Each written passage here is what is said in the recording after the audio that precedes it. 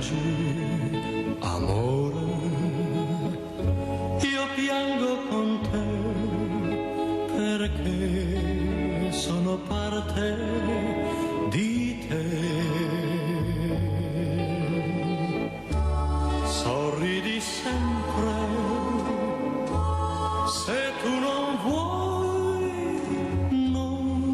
vuoi vedermi soffrire mai.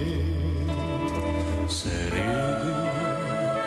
amore, io rido con te perché tu sei parte di me. Ricorda sempre quel che tu fai sopra il mio volto, lo rivedrai. Non sei mai sola, anche se tu sei lontana da me. Ogni momento, dovunque andrai, accanto a te mi troverai. Se piangi, se ridi, io sono con te perché sono parte di te. Ricorda sempre quel che tu fai sopra il mio volto, lo rivedrai.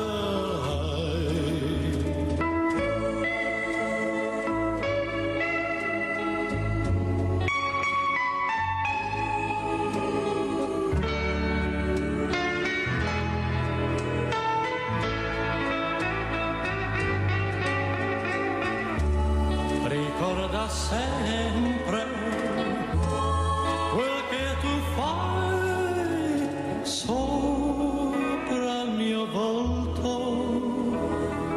lo rivedrai. Io non so come pensano e cosa pensano certi uomini. Quello che so è che molte donne hanno bisogno di affetto, di carezze, di dolcezza, ecco, forse di essere un po' apprezzate per tutto quello che fanno tutti i giorni, 365 giorni all'anno, anche quando vanno in vacanza, sfortunatamente, perché è giusto che certi uomini capiscano il rispetto. Soprattutto basta così poco, basta una carezza, basta un piccolo gesto di cortesia, ma soprattutto di rispetto, che viene molto apprezzato. Ricordatevi quello che vi dico. Questa mattina vi presento due ospiti graditi. Abbiamo in presenza Alessandro Cestaro, fumettista e docente della Scuola del Fumetto di Treviso.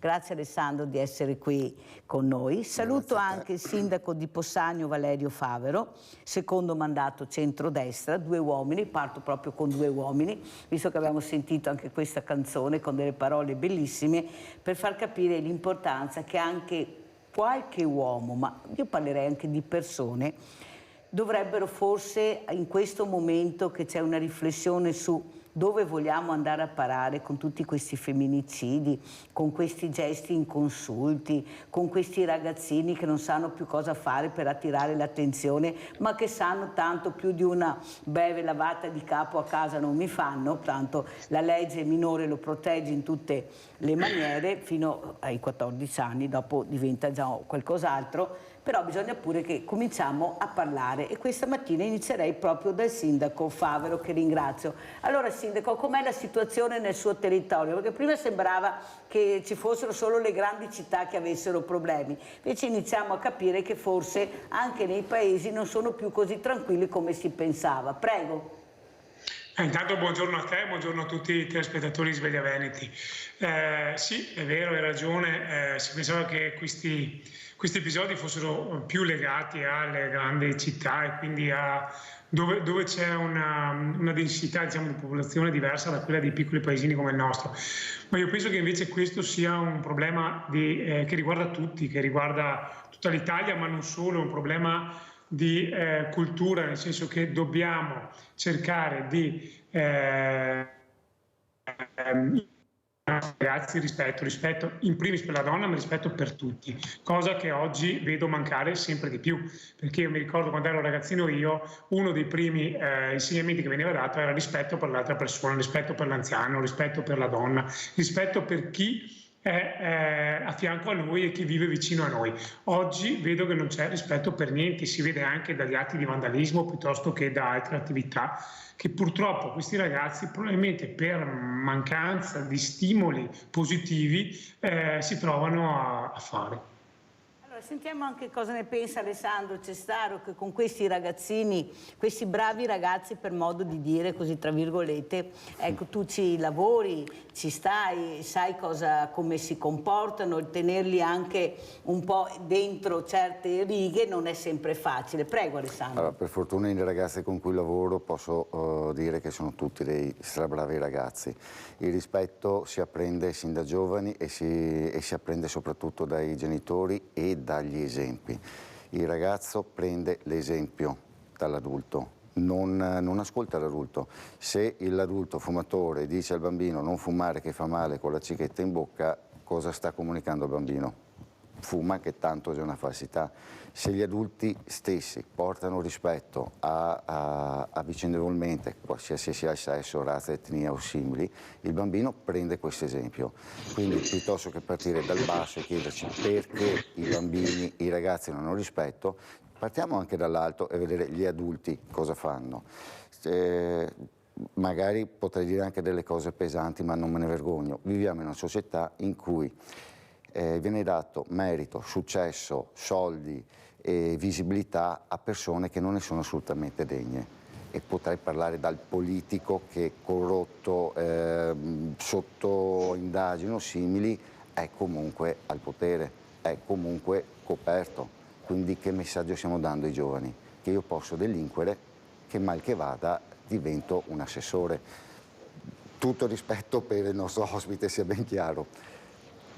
Se l'esempio parte da noi, se già noi ci comportiamo bene, se già io faccio vedere che camminando per strada c'è la signora che mi passa a fianco, le sorrido, le saluto, magari la signora insieme al nipotino, il nipotino prende questo imprinting e capisce che è una cosa positiva e la sente, perché la vecchietta magari ha il muso basso che sta guardandosi le scarpe, torna un attimo a sorridere e il sorriso è una cosa contagiosa. Tu stai dicendo quello che si dice quasi sempre, che il ragazzo è una spugna, assolutamente, ecco, che veramente assorbe quello che vede e quello che sente, poi automaticamente si comporta. Cosa ne pensa Sindaco Favero?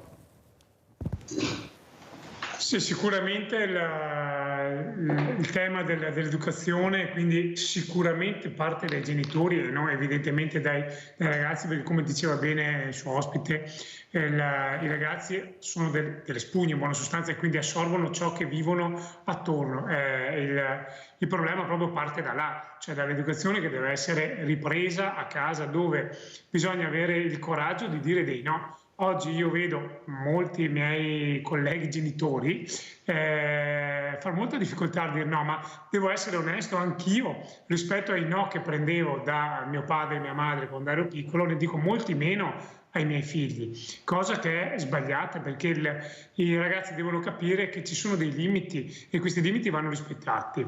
E poi l'educazione al rispetto, come si diceva prima, è fondamentale e questo si dà, come diceva bene, con l'esempio, perché se da genitori diamo l'esempio ai nostri figli di rispettare le altre persone, di rispettarci anche tra genitori, perché anche le liti in famiglia e poi che magari purtroppo sfociano in quelli che sono appunto gli episodi drammatici che vediamo in questi giorni di femminicidi. Le liti in famiglia, cioè i ragazzi che vedono i due genitori litigare in maniera pesante, mettersi le mani addosso, sicuramente questo non è un segnale, non è un insegnamento per loro buono, e quindi sicuramente questi ragazzi verranno a crescere con un'idea che quello è il modo di rapportarsi tra uomo e donna e di rapportarsi con le altre persone. Allora, Sindaco, lei ha detto una cosa importante che però bisogna rifletterci su.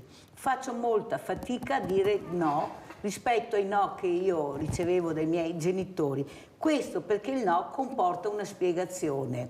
È una questione di qualità del tempo, oppure questi no non vengono dati perché implicano tante cose? Il no, devi spiegare, devi comportarti in una determinata maniera, devi avere degli esempi positivi. Perché si fa fatica così? Lei è un giovane genitore e dovete cominciare a dare l'esempio, perché sennò, se questi no continuano, perché sono impegnato, perché sono stressato, perché oggi è una giornata brutta, cioè il ragazzo non gliene può fregare niente dei problemi che ha il genitore. Lui ha i suoi problemi, cioè non è stato lui a chiedere di venire al mondo. I genitori hanno deciso di fare questo, devono prendersi le proprie responsabilità e, anche se è faticoso, iniziare a dire qualche no che forse loro vorrebbero. Prego, Sindaco. Certo, sono pienamente d'accordo. A volte i no effettivamente non vengono dati proprio per questo motivo, perché è più facile dire sì, nel senso che è più semplice accontentare l'esigenza del bambino piuttosto che dire un no, che comporta ovviamente il fatto che il ragazzino, il bambino, si arrabbia e quindi crea quella situazione, diciamo, di difficoltà, anche se sia in pubblico piuttosto che da altre parti. È più facile dire un sì, accontentarlo, così le cose vanno via lisce.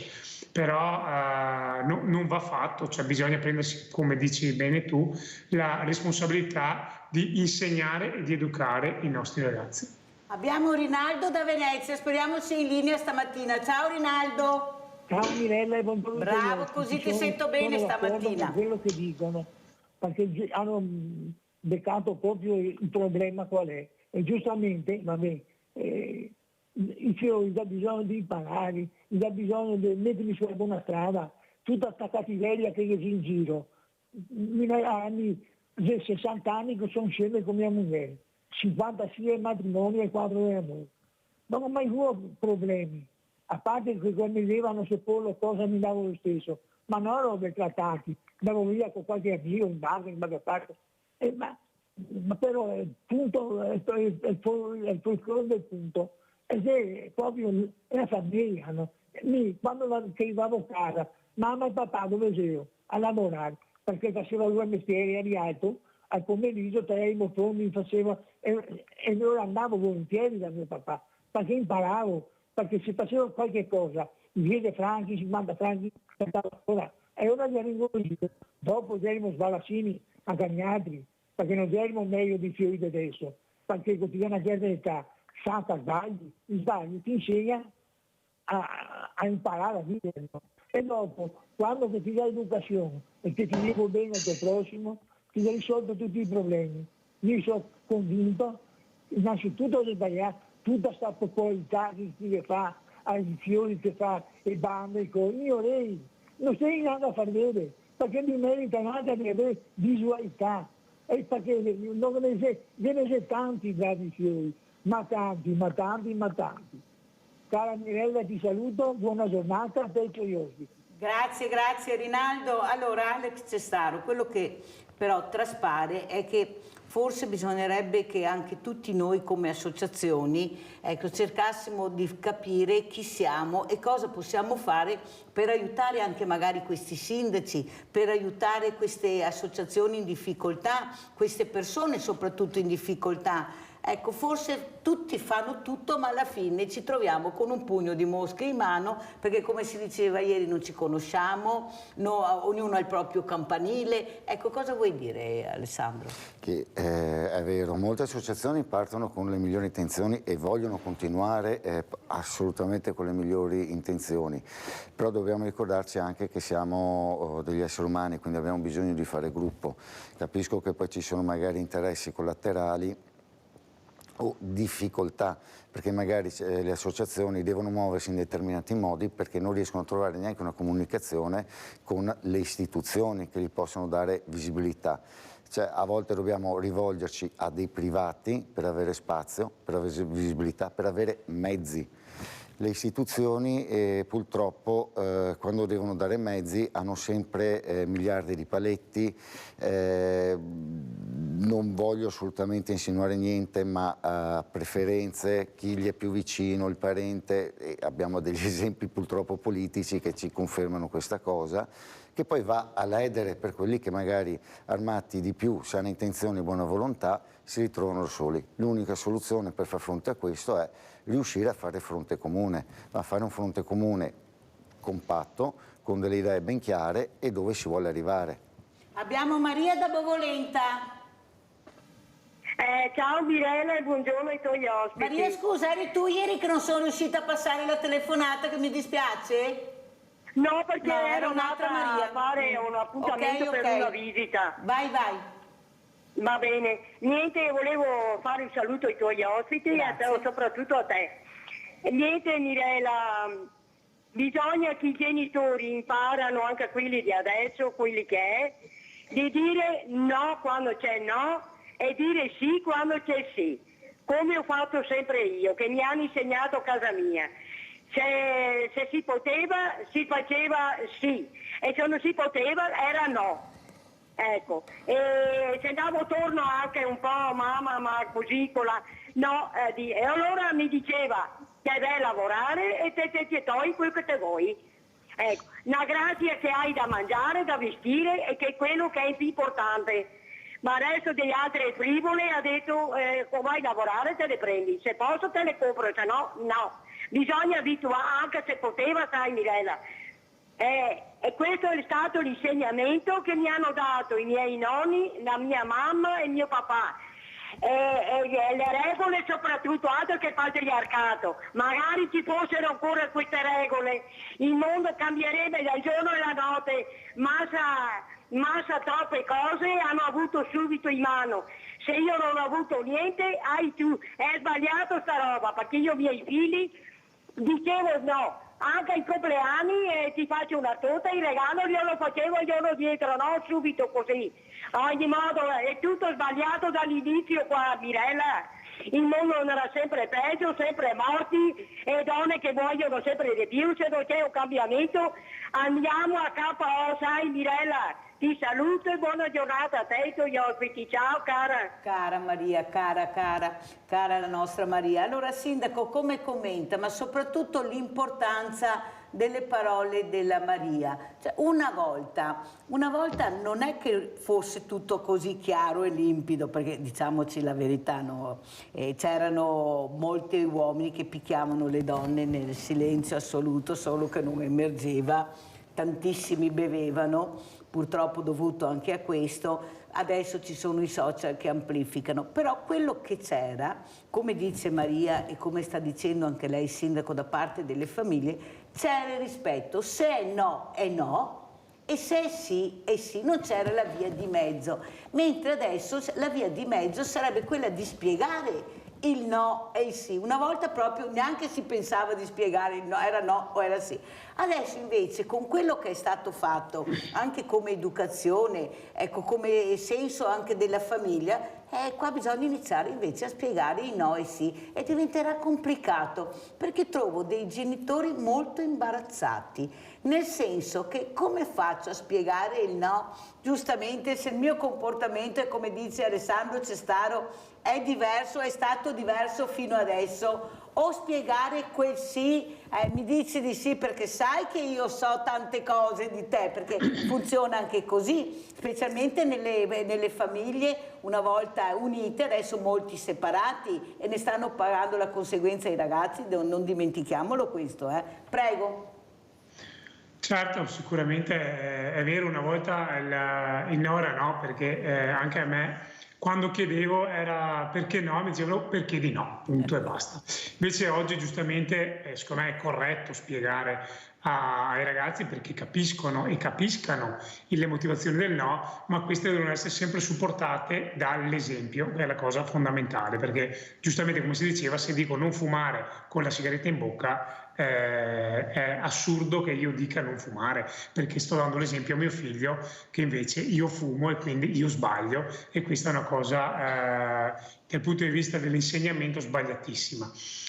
Io le porto un piccolo esempio, nel senso che l'anno scorso è stato qua da me un ragazzo che ha avuto dei problemi grossi di dipendenza da droghe, e la cosa che mi ha detto la prima volta che è venuto da me è: io sono arrabbiatissimo con mio padre perché non mi ha detto no, perché quando ero più giovane non mi ha preso con la forza, tra virgolette, e mi ha detto non devi fare queste cose, rimani a casa, non ti lasci uscire da casa, e non mi ha dato dei limiti. Cioè questa è la testimonianza che mi ha dato proprio un ragazzo che adesso ormai non è più tanto ragazzo, ma della sua esperienza personale. Proprio era arrabbiatissimo con il padre per questo motivo. Avete capito cosa ha raccontato il sindaco veramente Favero? Di quello che diciamo, questi gesti anche inconsulti, a volte assurdi, stupidi, sono dovuti proprio a questa visibilità che loro vogliono, forse anche per fermarsi, perché sanno che stanno passando il limite. Abbiamo Sandra da Padova, vai Sandra! Ciao Mirella, Ciao. scusa la voce ma sono raffreddata, e buongiorno agli ospiti. Io volevo un attimo tornare sull'argomento della Giulia Cecchettin, perché ieri sera ho guardato Rete Veneta con Bacialli come al solito e ho sentito l'intervista che il dottor Bacialli ha messo in onda del professor Crepè. Allora, io dico una cosa, sono d'accordo col professor Crepè, perché questa ragazza era una buona, era debole, perché era anche debole, tutto sommato, però aveva una cerchia di amici, la sorella, tutta la gente che sapeva che questo ragazzo la ricattava col suicidio e questo e quest'altro e quell'altro. Allora io mi chiedo, ma perché non è che voglio fare un processo a sta gente, però è un ragionamento che io faccio, ma perché la sorella, gli amici non hanno fatto, ha detto beh andiamo insieme dal papà della ragazza, dal papà del ragazzo e affrontiamo il problema, diamo una mano a sta ragazza.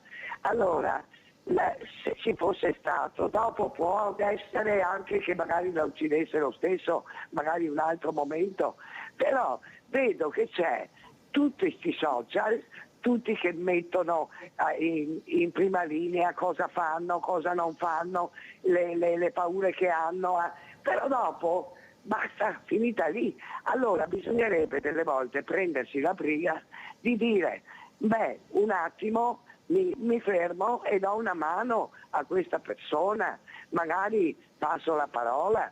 Io vi dico un esempio, un giorno vicino a casa mia c'era un uomo di colore che picchiava una donna, sempre di colore, e c'erano delle persone adulte. A un certo punto quelle persone, è chiaro che io non vado in mezzo perché la gente ha anche paura, però queste persone, uomini, hanno attraversato la strada, erano in 6-7, hanno preso l'uomo, gli hanno tolto dalle mani sta donna, intanto hanno chiamato i carabinieri. Allora, come dici te, se non c'è condivisione, se non c'è un appoggio esterno e poi l'educazione dei figli, cioè non dobbiamo neanche condannare tutti questi genitori, perché è chiaro che l'esempio della famiglia, ma io conosco dei casi, uno è mio, che l'esempio non era eclatante, però devi anche ragionare con la tua testa, perché se no sti ragazzini, qualsiasi cosa bisogna dare una spiegazione.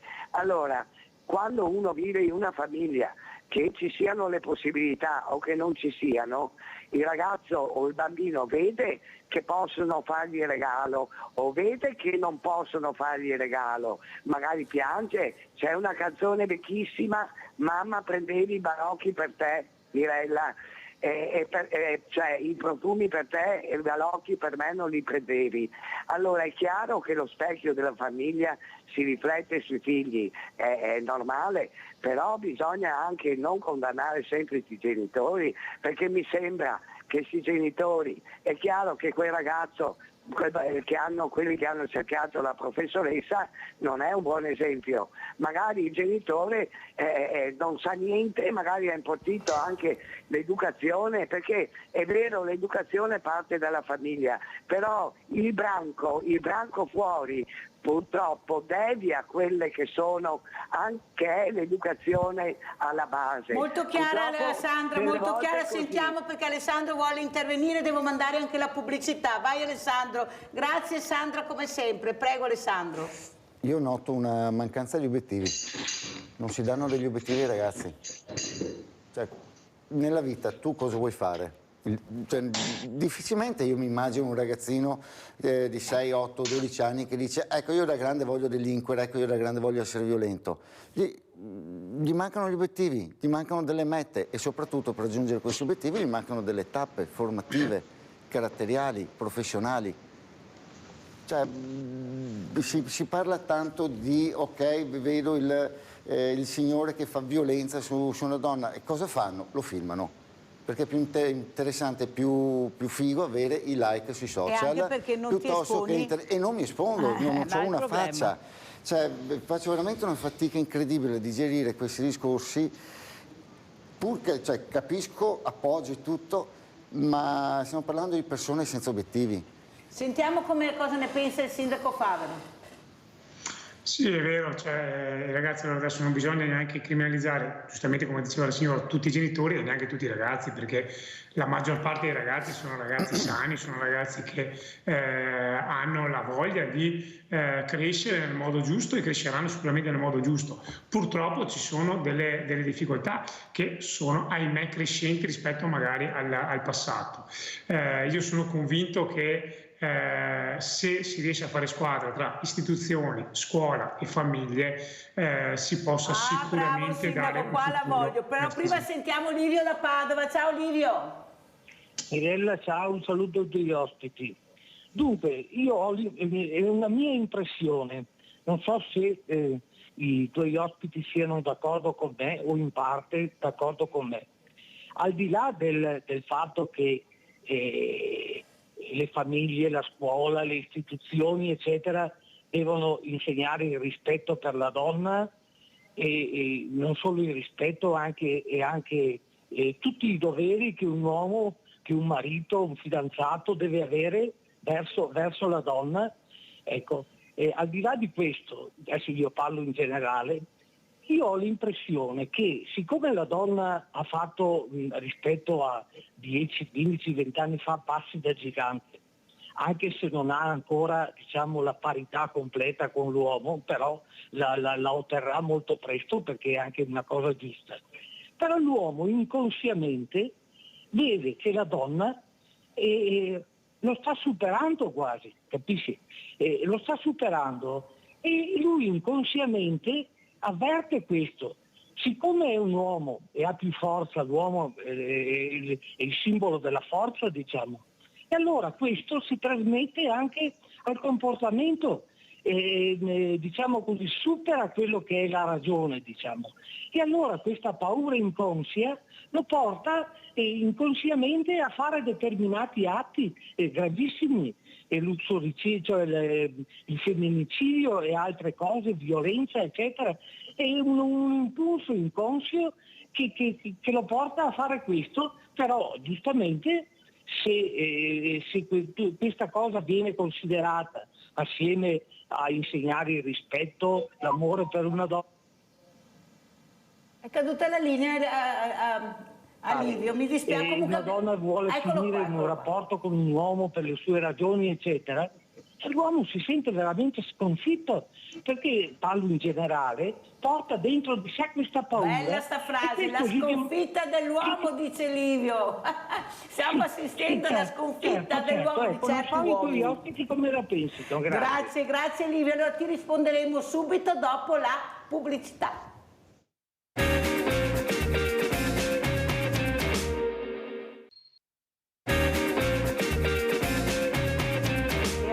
Leone Trebasele in linea. Ciao Leone. Ciao Mirella, grazie e saluto i tuoi ospiti.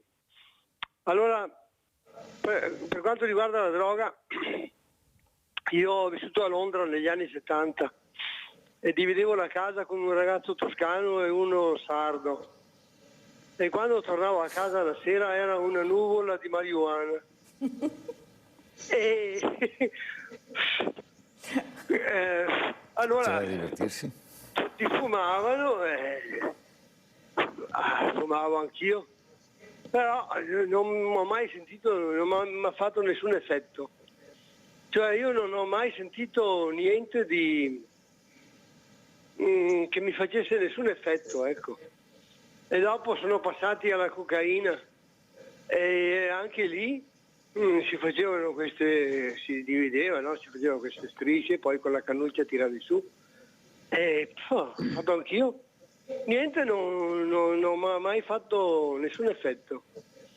Non riesco a capire come mai. Comunque è stata la mia fortuna, perché io, a parte che costava molti soldi e io non avevo tutta questa disponibilità, anche perché spesso dovevo pagare la casa anche per gli altri perché non avevano i soldi, perciò vabbè dai, è passato. Però è strano sta cosa, che a me la droga non ha mai fatto nessun effetto, non ho mai sentito niente. Volevo parlare del caso che l'Italia non ha come si dice, ha perso il vedi che ti fa l'effetto scoppio ritardato. Scoppio ritardato, ti sta facendo l'effetto. No, Mirella, è l'Alzheimer che si viene avanti.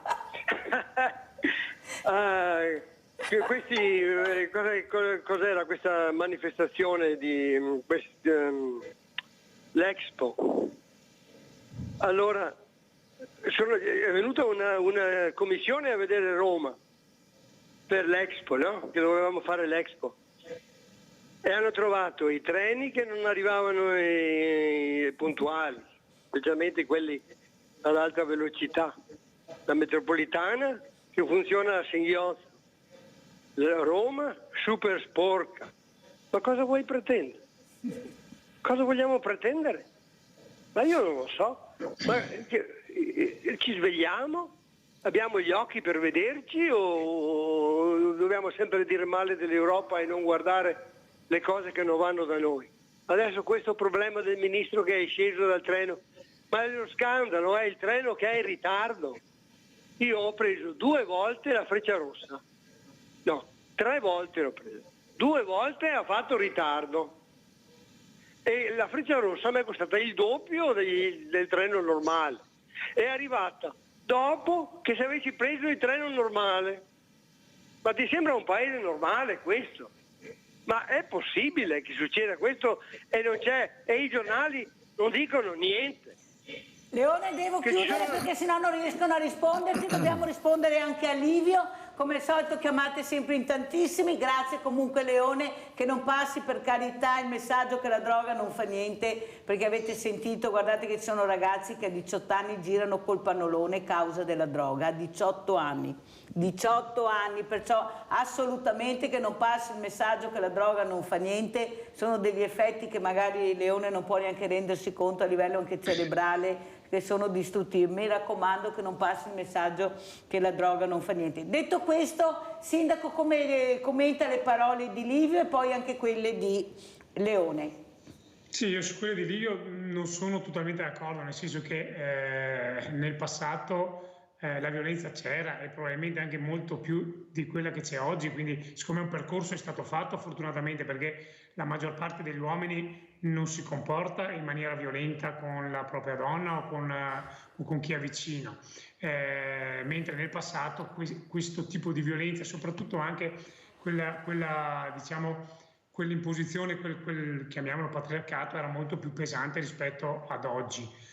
quindi dei passi avanti sono stati fatti. Certo, c'è ancora tanta strada da fare, perché se vediamo sui giornali, sui media tutti questi femminicidi, sicuramente c'è tanta strada da fare, ma è vero anche che una volta succedevano tante cose e, come dicevi tu all'inizio della puntata, non emergevano perché non c'era la possibilità di farle emergere e quindi rimanevano all'interno delle mura domestiche e quindi questi soprusi e queste violenze rimanevano chiuse all'interno delle mura domestiche. Quindi ben venga oggi la possibilità di farle uscire per sensibilizzare tutti noi uomini. Pensiamo a queste tantenne che ha picchiato la moglie in strada. Per fortuna sono intervenuti questi ragazzi, perché ci sono anche dei bravi ragazzi, anche quelli che si buttano nei fiumi per salvare le persone. Guardate che c'è anche una bella gioventù. Pensate cosa ha passato questa donna magari in 50 anni della sua vita con questo uomo. Pensate bene, e non aveva il coraggio di ribellarsi, ecco, è salita addirittura in macchina.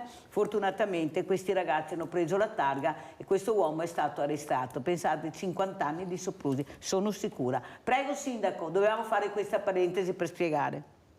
Assolutamente sì. Dopodiché sull'Expo di Roma io dico, certamente ci sono delle problematiche. Ho preso tantissime volte la Freccia Rossa per andare a Roma e è arrivata quasi sempre puntuale da quello che l'ho presa io, però sicuramente ci sono delle problematiche, indubbio. È vero che chi ha vinto la competizione con l'Expo ha messo sul piatto una capacità economica che l'Italia non avrà mai, in buona sostanza, per poter ospitare. No, e anche i debiti che dobbiamo ancora pagare con l'Expo di Milano, no, perché nessuno ne parla più, Sindaco, perché noi facciamo le grandi opere, però non abbiamo neanche gli occhi da pianza. Siccome vogliamo essere grandi, però dopo le paga, la conseguenza le paga lo Stato, che siamo noi che dobbiamo pagare queste assurdità, queste enormità, senza la possibilità veramente di avere a livello economico queste cose. Ha fatto bene a dirlo, lasciamolo fare a chi ha i soldi, chi ha la potenzialità, e noi cerchiamo di fare quello che ha bisogno il nostro paese, soprattutto i servizi alle persone e agli anziani. Allora, detto questo, Alessandro Cestaro, tu hai portato, adesso vediamo anche, sarà la giornata, anche inizierà oggi con i calendari, perché adesso i calendari vanno alla grande, tutti fanno calendari. Questa mattina vediamo invece questi calendari di Alessandro Cestaro della Scuola del Fumetto. Allora vediamo anche le foto e così le commentiamo. Allora, perché hai deciso di fare il calendario, questo fumetto che attira tantissimo? Abbiamo visto cosa è successo a Treviso, non solo con Treviso Comics, o a Bologna o a Lucca. Prego. È in tutta Italia e comunque anche in tutto il mondo. La figura è un linguaggio universale.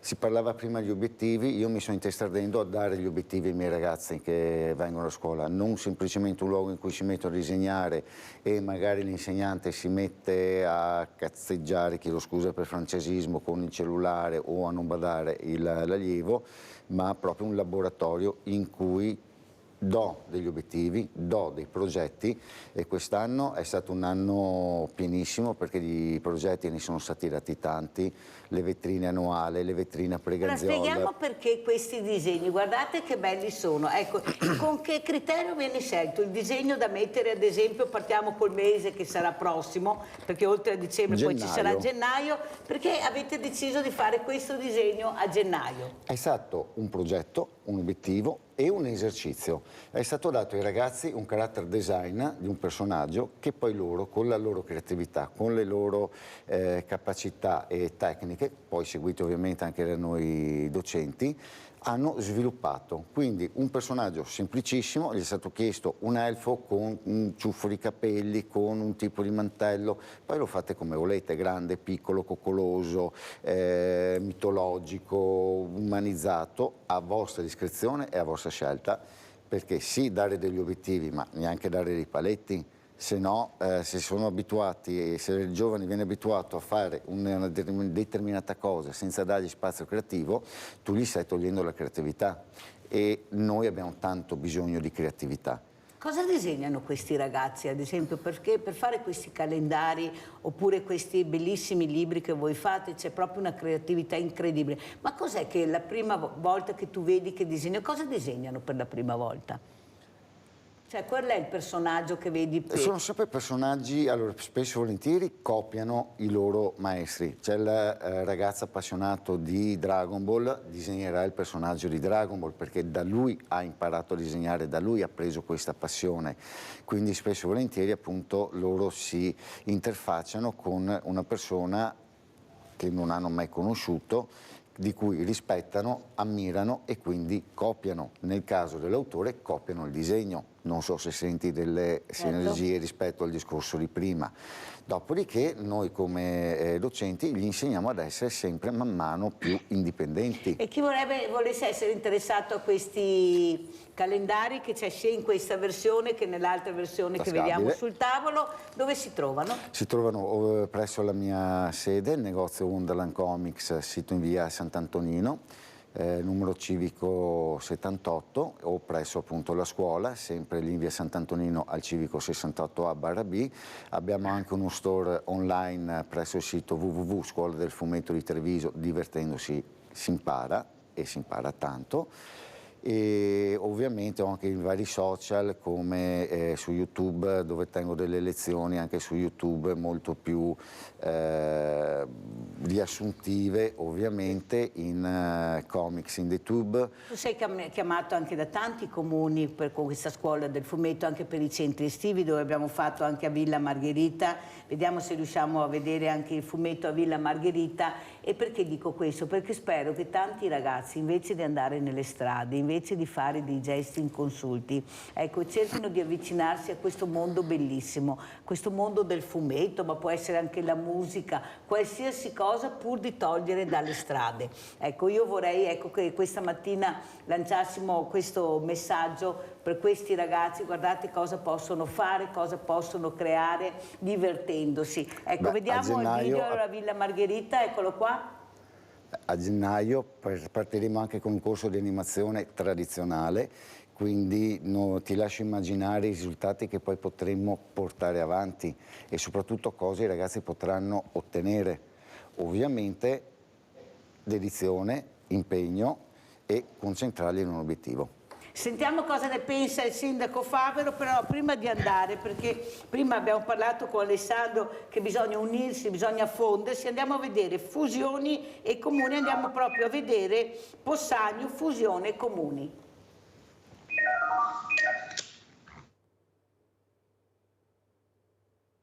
Possagno, Cavaso del Tomba, Monfumo, Castelcucco e Pieve del Grappa, quest'ultimo già frutto di fusione nel 2019 tra Paderno e Crespano. Sempre più verso la concretezza, la fusione tra i 5 comuni del cuore della Pedemontana trevigiana, un passo per riuscire a garantire servizi sempre migliori ai cittadini. L'idea è proprio quella di poter dare più servizi e con maggiore velocità ai nostri dipendenti. Si pensi che oggi, per dire, il mio comune ha in un ufficio magari una sola persona. Nel momento in cui questa giustamente o va in ferie oppure purtroppo è in malattia, quell'ufficio si ferma. La volontà è quella appunto di avere una struttura che possa sopperire anche a queste piccole difficoltà. Ricordo però la cosa fondamentale che non è nulla di deciso oggi, ma la decisione è tutta dei nostri cittadini. Compito nostro di amministratori è quello di dare la possibilità di mettere sul piatto quelle che sono le opportunità di una fusione e poi saranno i nostri cittadini di tutti i 5 comuni a decidere. Fatto lo studio di fattibilità che sarà presentato alla cittadinanza mercoledì prossimo, il 14 dicembre, alla Casa delle Associazioni di Possagno, la volontà è quella di provare a condividere le attività dei vari uffici. Proprio per cominciare a rodare quello che potrebbe essere il futuro di questa fusione e poi con il tempo arrivare alla fusione stessa, insomma. Vogliamo fare i passi giusti con il doveroso rispetto di quelli che sono anche i sentiment di tutti i nostri cittadini. Allora, Sindaco, era dicembre del 2022, ormai a un anno di distanza cosa ci può raccontare? Allora adesso abbiamo chiuso appunto lo studio di fattibilità, dove abbiamo appunto ricevuto quelle che sono le risultanze e confermano quella che è la bontà di un'operazione di questo tipo. Adesso stiamo facendo tutto quello che si può per sensibilizzare la popolazione ad arrivare con una mentalità, perché per fare una fusione non può essere calata dall'alto, deve essere convinta la popolazione che questa è la strada giusta, che non si perde assolutamente l'identità, nel senso che ogni comune diventerà una località del nuovo comune amministrativo, ma si mantengono le proprie identità, perché è giusto che queste ci siano, perché ogni piccola realtà ha le sue caratteristiche, le sue peculiarità, e quindi dovranno mantenere le proprie peculiarità, ma dal punto di vista amministrativo poter pensare ad un comune di 10-15 mila abitanti anziché un comune di 2.000 abitanti è un qualcosa che darebbe sicuramente un sollievo a tutti, nel senso che oggi le operazioni, diciamo che un comune a 2.000 abitanti fa per il 50% sono le stesse che fa un comune a 10.000 abitanti, e quindi avere una persona che fa le stesse cose per 4 o per 5 per la metà del tempo è uno spreco per tutti, e quindi potremmo dare molti più servizi. Senta Sindaco, però io ho tantissimi sindaci, cerco di invitarli quasi tutti, e più di qualcuno fa resistenza, dice che non è possibile fare la fusione, proprio non ne vogliono sentir parlare. Ecco, cosa ne pensa? Perché, come dice lei, se la cosa viene spiegata bene alla popolazione capisce, perché vuol dire avere più servizi, però bisogna spiegarlo. Forse è andata male in certi posti proprio perché non è stata spiegata ai cittadini, ai paesani, i pro e i contro. Poi sceglievano, ma bisognava spiegare però, prego. Sì, è vero, non è facile far capire ai cittadini la bontà di un progetto di questo tipo, perché si vedono sempre tolti di un pezzo della loro identità, cosa che, ripeto, non deve essere e non sarà sicuramente, però le resistenze, diciamo, del campanile sono ancora forti, anche soprattutto nei piccoli paesini come i nostri, e quindi la difficoltà è proprio questa, riuscire ad abbattere quei campanili, diciamo, psicologici e mentali che si hanno, e riuscire a capire che invece facendo le cose assieme, sviluppando quella che è anche poi lo sviluppo di un territorio più armonico, più ampio, si ha sicuramente un vantaggio. È quello che stiamo facendo noi, che abbiamo iniziato a fare l'unione delle associazioni, voi avete l'unione dei sindaci, forse sarebbe proprio questo anche un ruolo che dovete avere, di spiegare a quei sindaci, giustamente come dice lei ce ne sono, e io li ho anche in trasmissione, che non ne vogliono sapere e che danno la parte della medaglia, quella che vogliono loro, ma non si fa vedere l'altra medaglia, i pro e i contro. Ecco, pubblicamente bisognerebbe anche che spiegasse ogni comune il perché di queste scelte, e allora si capisce, cioè la trasparenza dovrebbe regnare sovrana in queste decisioni, o sbaglio, Sindaco? Certo, assolutamente, infatti io ripeto, la scelta non è, e ben venga che non lo sia, di un'amministrazione o di un amministratore rispetto ad un altro. La scelta è dei cittadini, ma i cittadini devono essere informati nella maniera corretta, sia sui pro che sui contro, perché allora anche le fusioni non sono tutto rose e fiori, perché sarebbe ipocrita dire questo, che sono tutte rose e fiori. Ci sono delle difficoltà anche nelle fusioni, lo vediamo nelle fusioni magari appena fatte, ma sono difficoltà che sono marginali rispetto a un obiettivo maggiore, che è quello di riuscire a fare le cose tutti assieme. Abbiamo Nicoletta da Vigo Novo. Ciao Nicoletta, ben arrivata. Grazie, buongiorno a tutti. Buongiorno. Io volevo... Mi sente? Sì, benissimo. Ah, ecco. Allora, io volevo solo dire una cosa. Io sono un genitore e ho un figlio di 16 anni. Volevo solo dire che è difficile essere genitore oggi con la società che c'è, perché intanto non posso fare i paragoni con la mia adolescenza, perché comunque ai tempi nostri, perché purtroppo, pur che sono abbastanza giovane ma non vecchia, il scopelotto te lo davano, il rimprovero da parte della società c'era, tutti aiutavano ad educare. Adesso c'è una grande difficoltà. Poi volevo dire un'altra cosa, non sottovalutiamo i videogiochi, i telefonini. Anch'io, per carità, mi metto dentro, perché il telefono a mio figlio gliel'ho dato in prima superiore, ma con grande difficoltà, perché da tante parti mi arrivava: ma non gliel'hai ancora dato? Ma mio figlio che mi diceva: ma tutti ce l'hanno, è difficile combattere abbastanza da soli queste cose, I videogiochi creano dipendenza e quando sono dentro quel mondo là, ok, il cervello di un ragazzo, ma anche di un adulto penso, c'è la soddisfazione immediata, perché i videogiochi non tutti sono educativi, tanti insegnano l'aggressività, tanti insegnano il tutto subito, l'appagamento immediato e queste cose. Io ammetto, faccio fatica anch'io a rapportarmi e mi metto nella testa, nei panni di mio figlio. Ecco, che importante questa telefonata, come le telefonate che ricevo. Grazie veramente Nicoletta, hai portato degli esempi concreti. Ecco, la difficoltà, ecco, come la interpreti tu la telefonata di Nicoletta, Alessandro?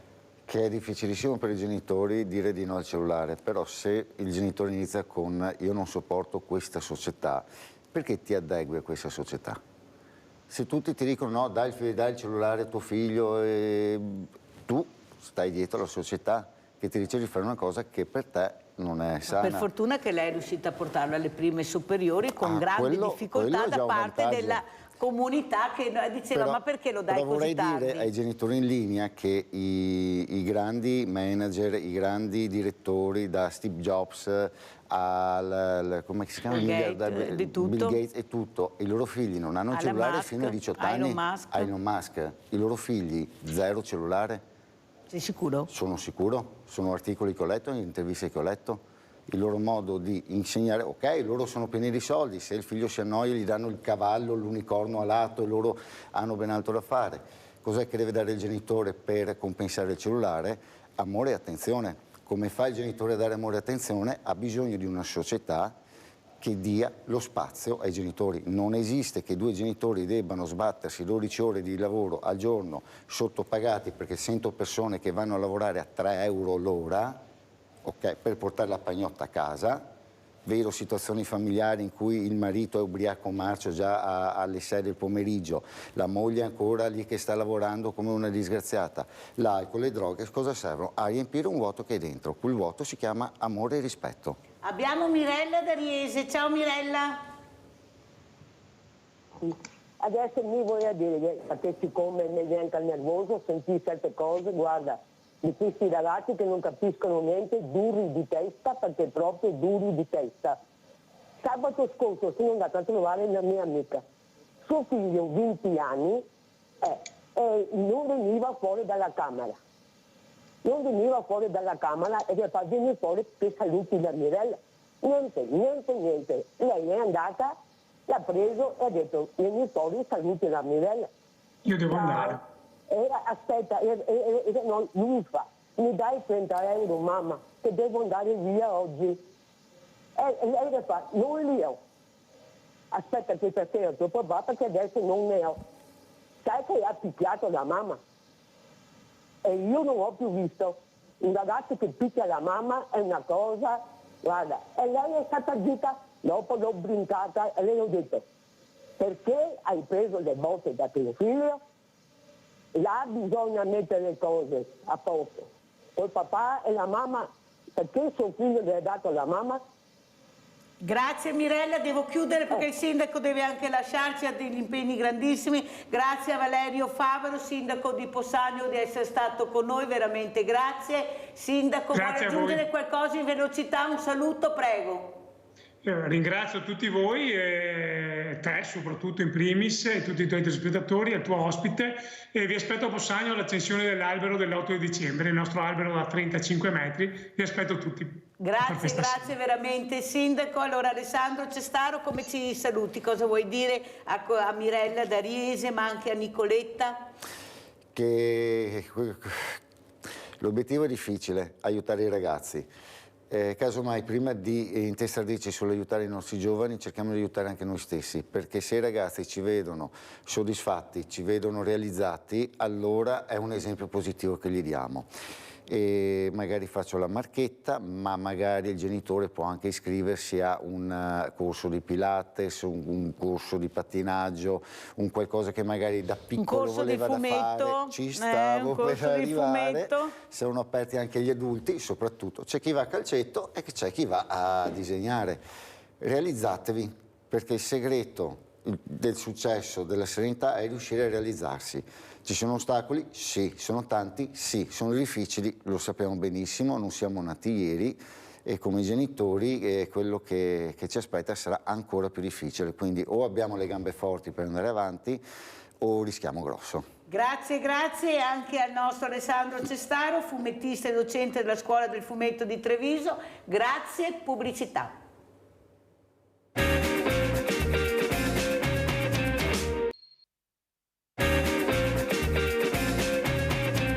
Andiamo con gli uomini questa mattina, abbiamo collegato Tommaso Razzolini, consigliere regionale Fratelli d'Italia. Buongiorno Razzolini, è sempre un piacere vederla, voi sapete quanto vicina è Mirella a Tommaso Razzolini perché l'aiuta molto, specialmente nel periodo di Natale, ma bisogna dirlo perché è vero, uno dei pochi. E saluto anche Johnny Moretto, veramente grazie anche a Johnny Moretto da Crocetta del Montello, titolare società agricola Moretto Farm.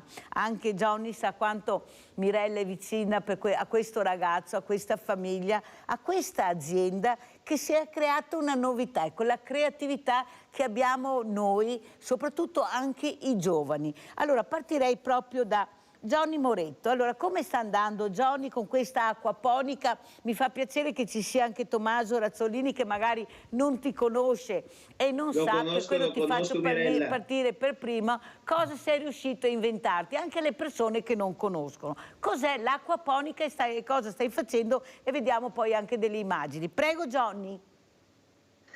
Bene, grazie per l'invito, è sempre un piacere essere qui con te Mirella. Allora, l'acquaponica è un progetto, è una tecnica agronomica, quindi un modo per fare agricoltura, che mette assieme due pratiche. La prima è l'acquacoltura, quindi l'allevamento del pesce, e l'altra è l'idroponica, ovvero la coltivazione senza il suolo.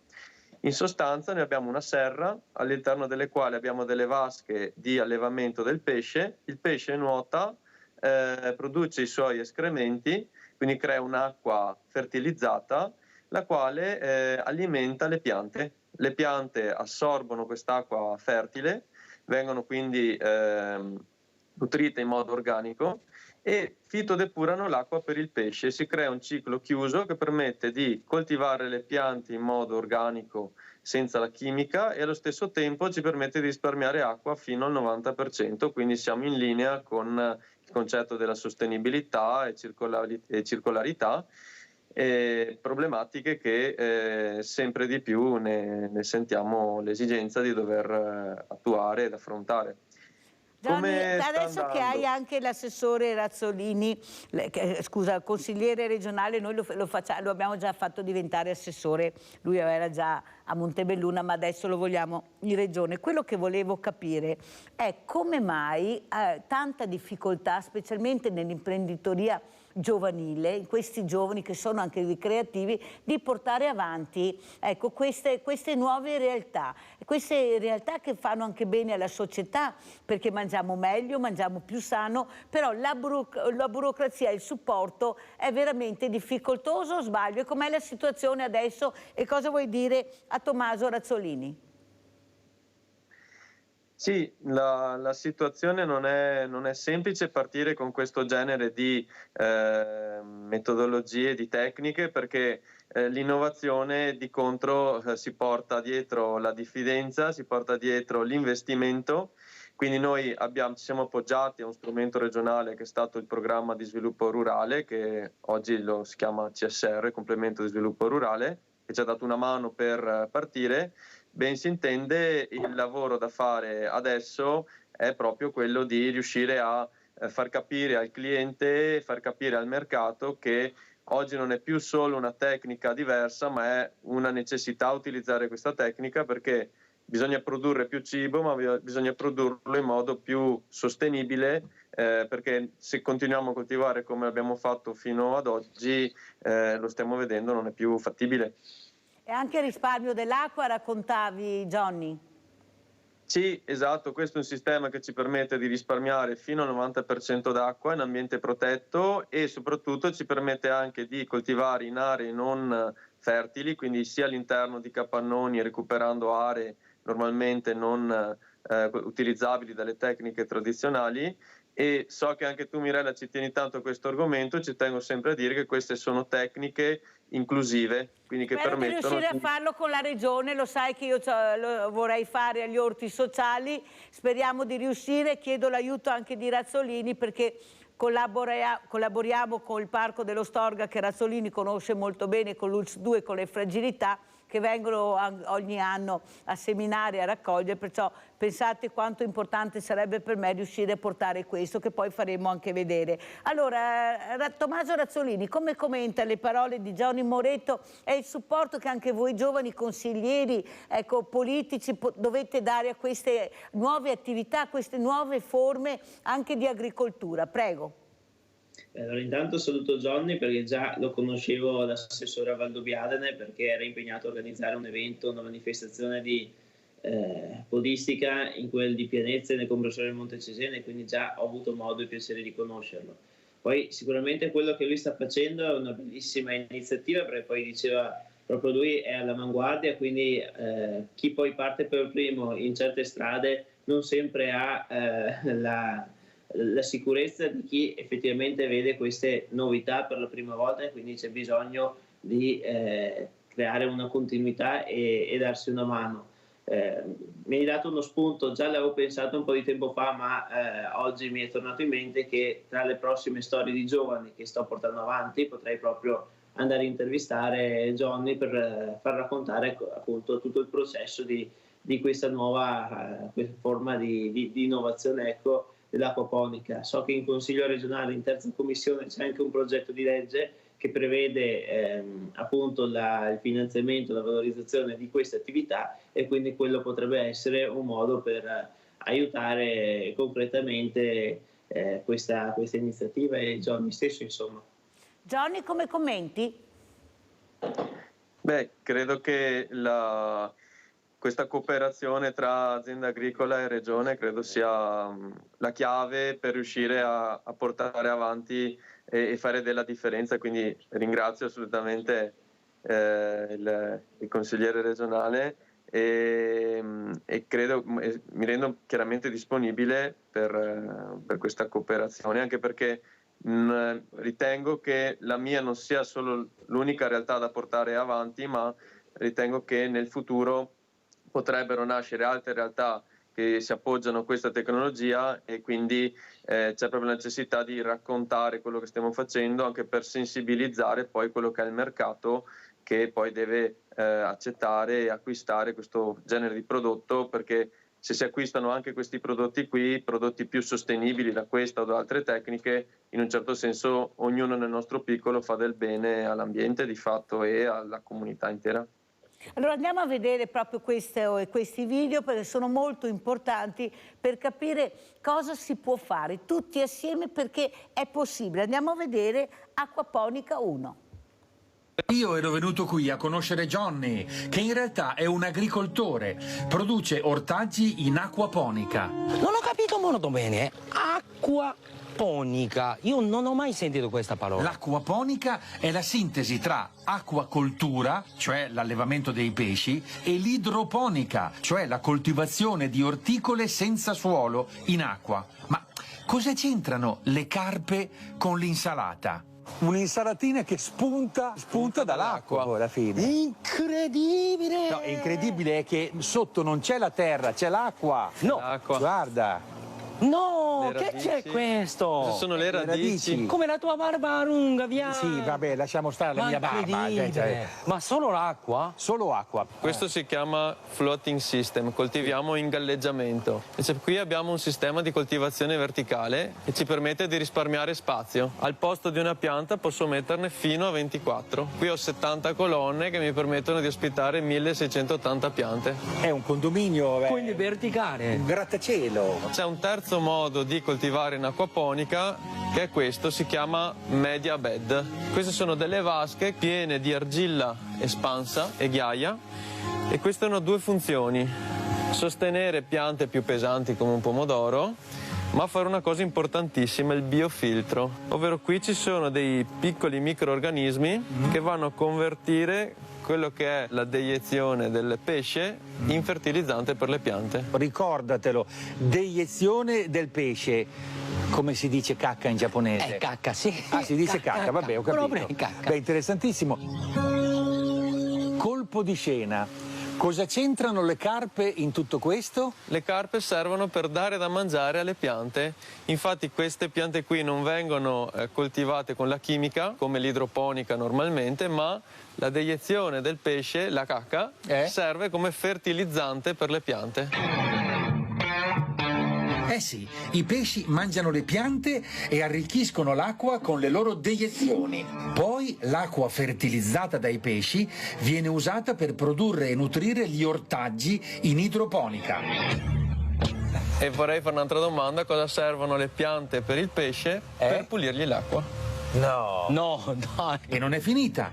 Con i resti delle verdure, Johnny addirittura alleva delle mosche che producono delle larve. E questi poi diventano dei bruchetti che diventano cibo per le carpe. Incredibile. Cioè, se questa non è economia circolare, io...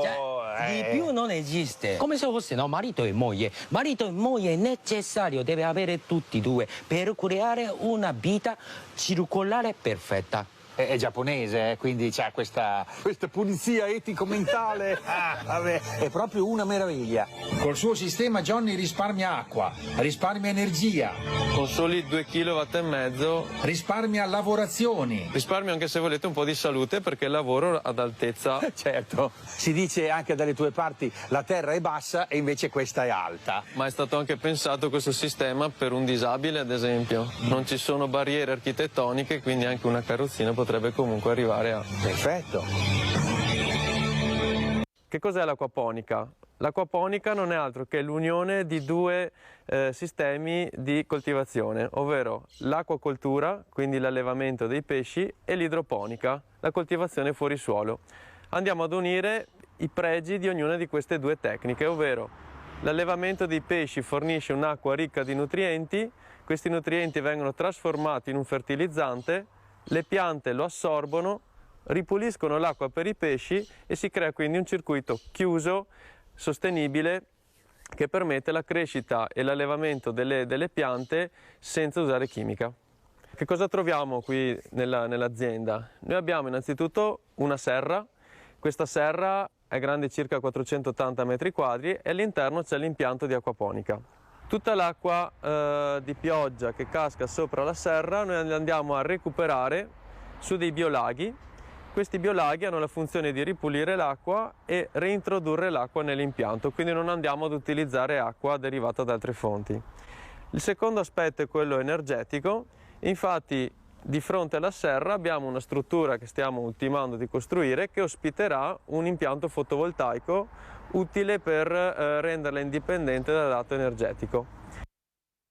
Allora, io sono orgogliosa di aver conosciuto Johnny Moretto, di aver ospite Tommaso Razzolini, perché sono convinta che oltre le colline del Prosecco avremo l'acquaponica a Valdobbiadene. Cosa ne dice Razzolini? No, perché veramente abbiamo visto una cosa meravigliosa, o sbaglio? Una cosa veramente bella e che ha anche un senso di sostenibilità e di stare in piedi, quindi è sicuramente da incentivare. Dopo, che sia Crocetta che sia Valdobbiadene, insomma, dove c'è posto per fare queste attività, ben volentieri, insomma, diceva prima anche Johnny che può essere un'attività fatta in capannoni, in strutture dove effettivamente c'è posto e quindi sì, dove si può fare è giusto e corretto farla, insomma. No, Quindi, sa perché siccome l'abbiamo presentato in regione i banchi alimentari, però non abbiamo portato a casa un fico secco, anche perché ci avevano messo su un posto isolato dal mondo, ma non importa, acqua passata, si lavora per migliorare. Spero invece che Valdobbiadene porti più fortuna, ecco, con la storia dell'UNESCO, con la storia di questo prosecco meraviglioso che è conosciuto nel mondo. Ecco, io sono dell'idea che bisogna supportare questi bravi ragazzi, veramente bravi, preparatissimi, con queste idee brillanti. Stiamo parlando di economia circolare, non cosa da poco, specialmente in questo periodo. Per questo ho detto Valdobbiadene, perché Valdobbiadene è anche nel mondo, o sbaglio, Razzolini? Sì, certo, è un nome ormai conosciuto in tutto il mondo per il prodotto che si fa, ovvero il conigliano Valdobbiadene di OCG.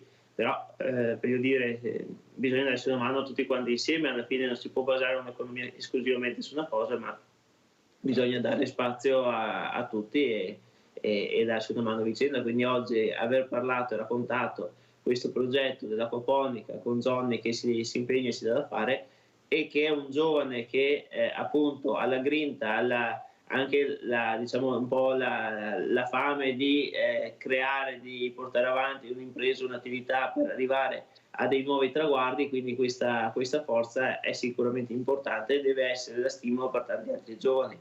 Questo è una cosa Gianni, molto come importante. commenti le parole del consigliere Tommaso Razzolini? Sì, sono assolutamente d'accordo con il consigliere Tommaso e credo che sì, chiaramente questa che ho intrapreso io non è una strada facile, ma chiunque parte con un'attività, a maggior ragione se innovativa, di sicuro non si semplifica la vita, però sono sempre dell'idea che se non parte mai nessuno il cambiamento non c'è. Quindi il mio appello è se riusciamo a fare più cooperazione possibile tra imprese agricole e la regione, credo, e l'amministrazione in generale, credo sia la chiave di volta per riuscire a portare a termine un risultato concreto, perché di fatto da soli sicuramente non riusciamo a raggiungere l'obiettivo. Sei proprio bravo, sai Johnny Moreto, veramente ti faccio i complimenti proprio per la lungimiranza che hai, questa voglia anche di fare squadra, di cooperare assieme. Guardate che è molto importante. Non a caso, e adesso vediamo, anche in Fratelli d'Italia stanno emergendo i giovani che stanno mettendo all'angolo i meno giovani. Andiamo a vedere cosa è successo? Vediamo se hanno trovato il servizio. Niente, ancora no, ma lo troveremo. Allora, cosa è successo? Questo Borgia che ha detto io sono sempre partito dopo degli altri, ma poi arrivo. Ecco, cos'è successo? E questi giovani bravi, preparati, che si danno da fare, che sono nel territorio, che sono ascoltati. Anche Razzolini ha preso una montagna, una valanga di voti, porta a porta, e lui lo fa come Borgia. Prego, Razzolini. Ma è successo che due ragazzi che da quasi 17 anni sottoscritto e qualche anno in più Claudio Borgia, vice sindaco di Montebelluna, un passo alla volta sono riusciti a creare un bel gruppo di amministratori giovani che sono riusciti a darsi da fare. La squadra, tra virgolette, di campioncini, ecco, che deriva da un termine giornalistico attribuito a Claudio Campioncino, e poi alla fine effettivamente siamo tutti giovani che nel territorio hanno sempre preso molte preferenze, e quindi siamo riusciti a far eleggere Claudio presidente provinciale di Fratelli d'Italia. Questo ci fa molto piacere. Claudio aveva un sogno quando io l'ho conosciuto, quello di crearsi una squadra di militanti, perché noi la gavetta l'abbiamo fatta, Giorgia Meloni la conosciamo dai tempi della militanza giovanile, quando lei era presidente nazionale di Azione Giovani, e quindi insomma abbiamo fatto il nostro percorso, e Claudio aveva il sogno di vedere i giovani che un domani potessero diventare consiglieri comunali, assessori, sindaci,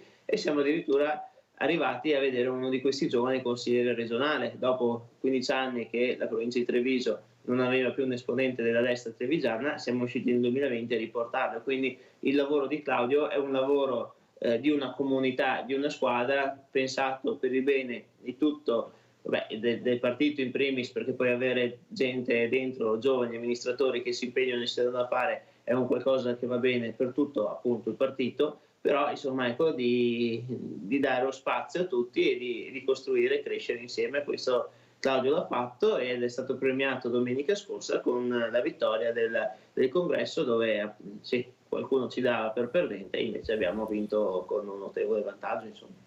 E anche Sveglia Veneti ha portato fortuna a Claudio Borgia, perché l'abbiamo avuto ospite pochi giorni prima di questo congresso. Andiamo a sentire e a vedere allora. Nella mia vita politica sono sempre partito da outsider, fino adesso, come dire, ho sempre avuto, come dire, delle piacevoli sorprese. Spero insomma che vada sempre così, perché devo dire che è sicuramente una soddisfazione doppia quando tu parti indietro e poi insomma riesci a agguantare un risultato così insperato ed importante. Dall'esterno pochi avrebbero scommesso su Claudio Borgia nella sfida congressuale contro Giuseppe Montuori, e invece da mesi c'era chi lavorava per far crescere il consenso nel partito del giovane vice sindaco di Montebelluna e soprattutto per portare a votare i suoi sostenitori, cosa che alla controparte non è riuscita. 733 voti per Montuori, 810 per Borgia, nuovo presidente provinciale di Fratelli d'Italia. L'unico messaggio è a tutti gli iscritti, a cui chiedo un grande sforzo. La fase congressuale è terminata ieri, da oggi incomincia un percorso nuovo, un percorso di unità. A me non interessa chi ha votato per uno, chi ha votato per l'altro. Adesso tutti insieme dobbiamo lavorare per il partito. Io cercherò di essere il presidente di tutti. Con Borgia ha prevalso l'area politica di Elena Donazzani e Adolfo Urso rispetto a quella del coordinatore regionale Luca De Carlo e di Francesco Lollobrigida, ma il neopresidente smorza i toni. Di nessuna resa dei conti, non è mia abitudine, come dire, parlare in questi toni e in questi termini. In questo caso questa candidatura non era assolutamente in antitesi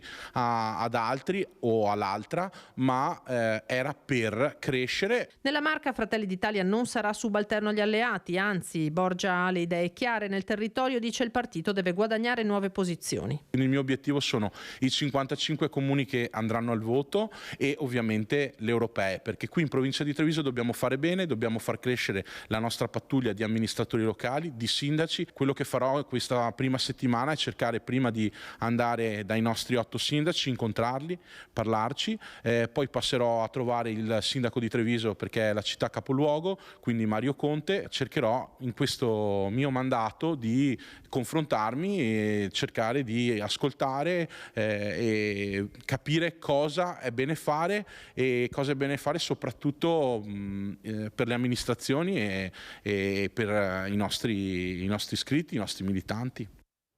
Allora, Tommaso Razzolini, Nord-Est, cuore della Lega, da anni, da tantissimi anni. Avreste mai pensato, a voi di Fratelli d'Italia, di riuscire a far salire il Tevere e mettere un po' in disparte il Piave?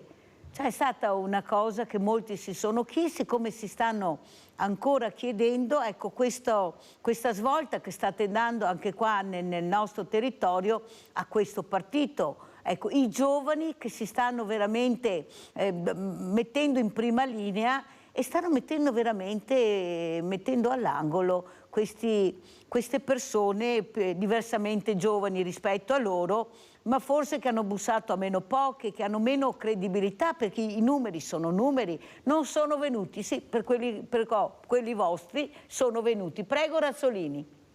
Allora, no, vorrei partire dicendo che non sono una figura del Tevere, ma pure io sono una figura del Piave, quindi sì, non è che facciamo risalire il Tevere e far spostare il Piave, assolutamente no, perché noi amministratori, insomma, ce ne sono parecchi che vivono in comuni bagnati dal fiume Sacro della Patria, quindi questo va detto, non è che abbiamo. È uno dei pochi che dice fiume sacro dalla patria, non che neanche bandiere, a parte a Ponte di Piave, che le ho fatto mettere io, nessuno sa neanche che sia il Piave, neanche a Sernaglia. Sul Ponte di Vidor ci sono, grazie se non sbaglio agli alpini di Piederoba, no, ce ne sono parecchie e vengono cambiati ogni anno. Detto questo, no, non è questione di mettere all'angolo assolutamente nessuno, ma è una questione di collaborare insieme e ha vinto una parte, ha vinto l'altra parte, comunque adesso che il congresso è finito bisogna collaborare insieme per il bene del partito, questo è importante. Chi mai ci avrebbe creduto? Ma io ci ho creduto fin da subito, nel senso che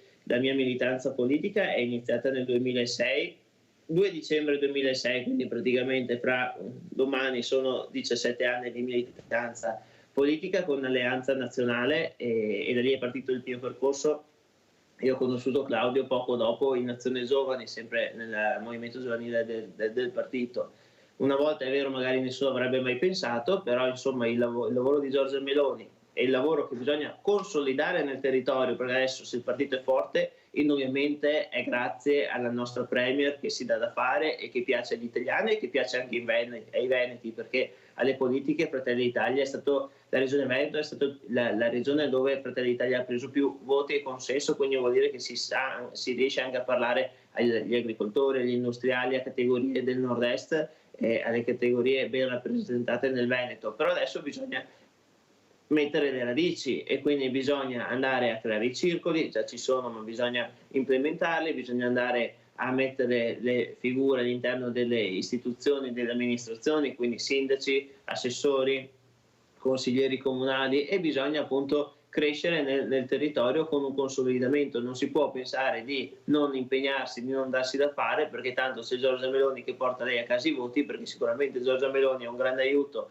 e la differenza in particolare in questo periodo l'ha fatta sicuramente lei, però bisogna che insieme a questa forza ci sia tutta la nostra forza che dia una mano nelle risposte, nella presenza costante nel territorio, nei comuni, nelle amministrazioni provinciali, regionali e comunali, affinché questo partito possa essere una garanzia per i nostri cittadini. Senta Razzolini, siccome sappiamo molto poco, perché non sentiamo, non solo i comuni ma anche le province andranno al voto il prossimo anno. È vero, non è vero? Si sta ancora... Allora, prego. Mi risulta che le province andranno in scadenza a luglio 2024, ma mi è giunta anche voce, poi bisogna verificare se sia vero o meno, perché poi in politica e in queste situazioni qua poi le cose cambiano sempre, che potrebbe esserci una deroga in vista della nuova riforma delle province. Io mi auguro che la provincia possa tornare come una volta, e quindi un organo amministrativo che riesce ad avere una capacità economica per investire nel territorio e fare le attività che ha sempre saputo fare in maniera anche molto positiva e intelligente, perché le province comunque avevano un ruolo chiave nell'apparato dello Stato italiano, diciamo, ecco, che riuscivano appunto ad raggruppare quei comuni, e quindi mi auguro che quanto prima venga messa da parte questa riforma del Rio, perché per le province è stata un danno abbastanza importante, e lo dico da già consigliere della provincia di Treviso, e quindi mi auguro che veramente possano tornare in piena forza. Ovviamente per far questo servono soldi a bilancio, siamo in un periodo storico di questo paese dove soldi a bilancio non ce ne sono tanti, e di conseguenza anche qui bisognerà fare un passo alla volta, perché ovviamente poi ripristinare le province. Non lo dica la Mirella, che non vede l'ora veramente di ritornare al voto per le province. Sono proprio felice, prima arriva meglio è. Questo lo dico io naturalmente, e soprattutto dare la possibilità ai cittadini, ecco, di votare, come succede nei comuni, come succede alle regioni, di dare queste preferenze al prossimo presidente della provincia, che sicuramente ci sarà, perché come ha detto giustamente Tommaso Razzolini, a luglio 2024 sembra appunto che non ci sia più questa possibilità, però può esserci una deroga. Però l'importante è capire che le province devono assolutamente cambiare, perché così non funzionano. Pensi che il mio vicepresidente per un colloquio con un dirigente ha aspettato 2 mesi.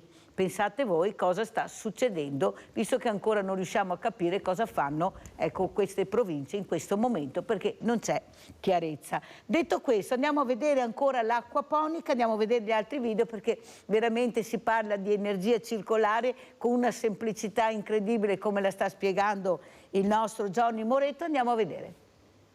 L'azienda Moretto Farm, come potete vedere, ha una serra.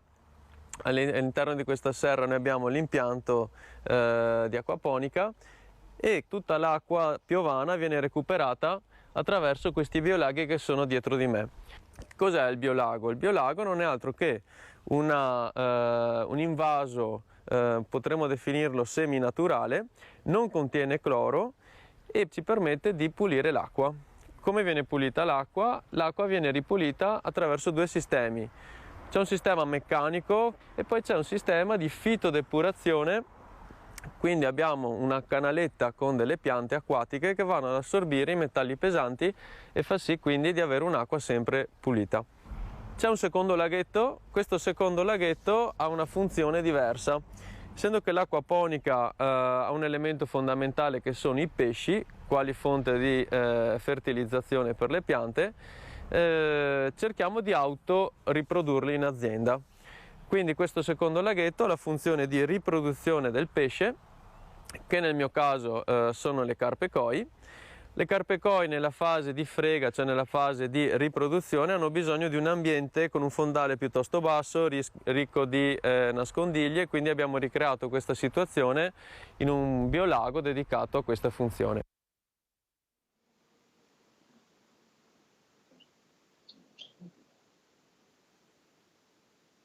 Cosa ti aspetti? Ecco, il 2023 sta passando, abbiamo sentito ci sono tante novità, tanti cambiamenti. Ecco, cosa vorresti chiedere tu alla politica in generale? Questa burocrazia che veramente invece di diventare, di semplificare, diventa sempre più complicata. Noi nel mondo del volontariato purtroppo ne sappiamo qualcosa. Prego Johnny.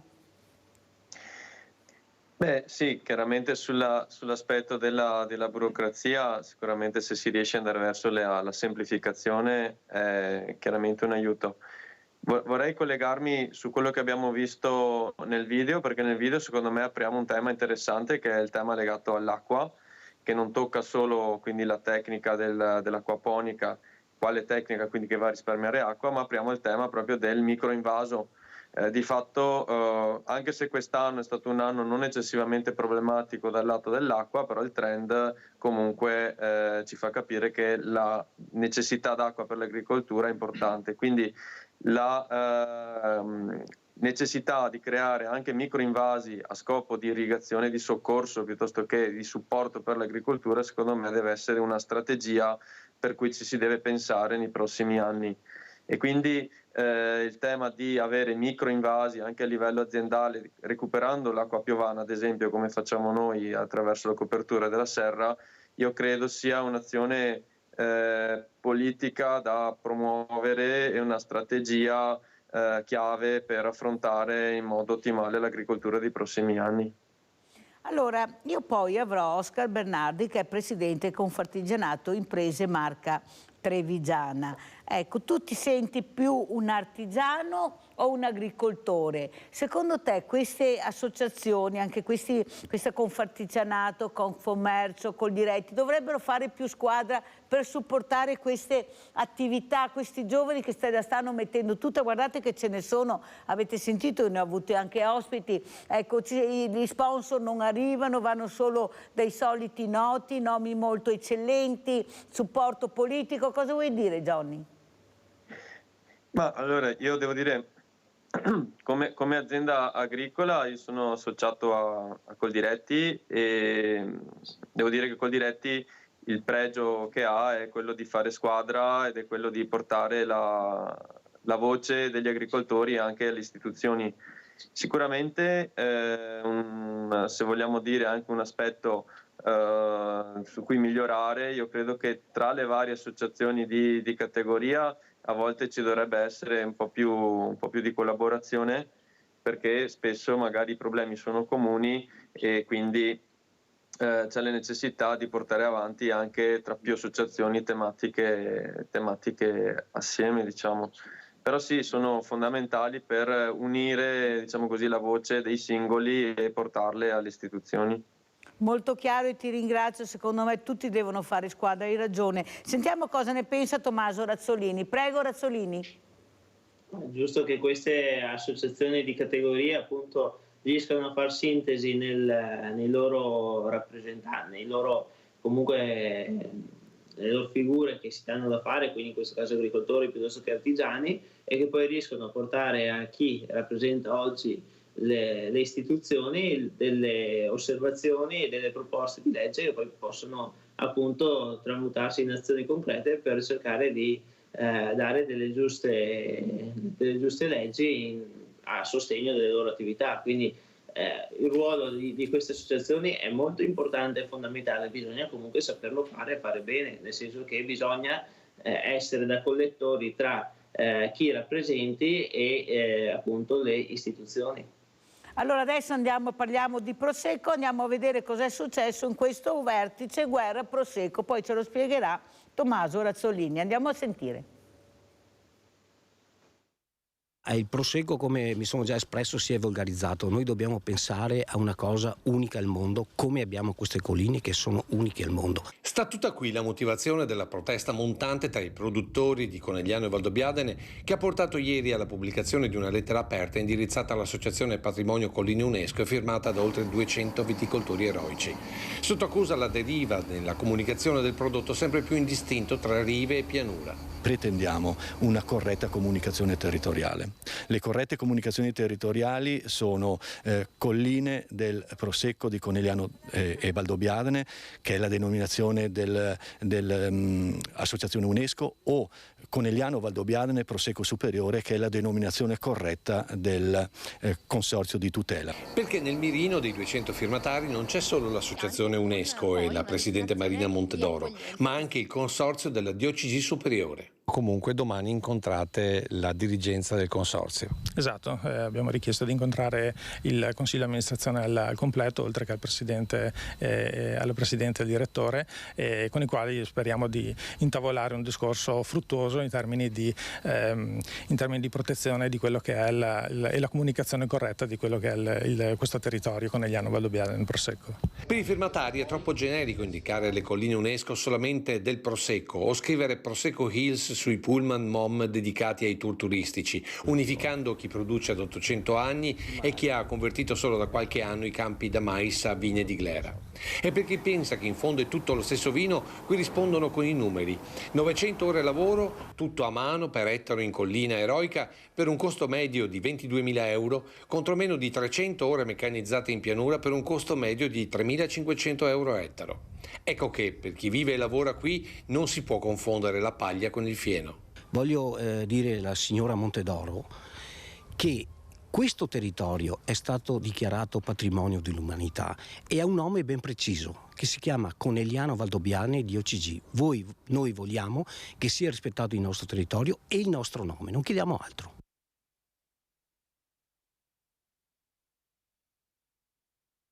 2.500 ciclisti da tutto il mondo si sono radunati tra Conegliano e Valdobbiadene per partecipare alla Prosecco Cycling, uno degli appuntamenti più attesi della stagione, in questa occasione reso ancora più prestigioso per il traguardo raggiunto. 20 anni di brindisi e pedalate tra i paesaggi delle colline patrimonio dell'UNESCO. È questo evento infatti che ha portato alla scoperta e promozione della marca nel mondo, con un percorso di circa 100 km che attraversa 13 dei 15 comuni della DOCG. Presenti alla linea di partenza volti noti del ciclismo mondiale, come il canadese Neil McKinnon, fondatore di RBC Gran Fondo Whistler, il manager britannico Mike Ramsayer e Claudio Chiappucci, vincitore della Milano-Sanremo 1991. Non si tratta però di una competizione vera e propria.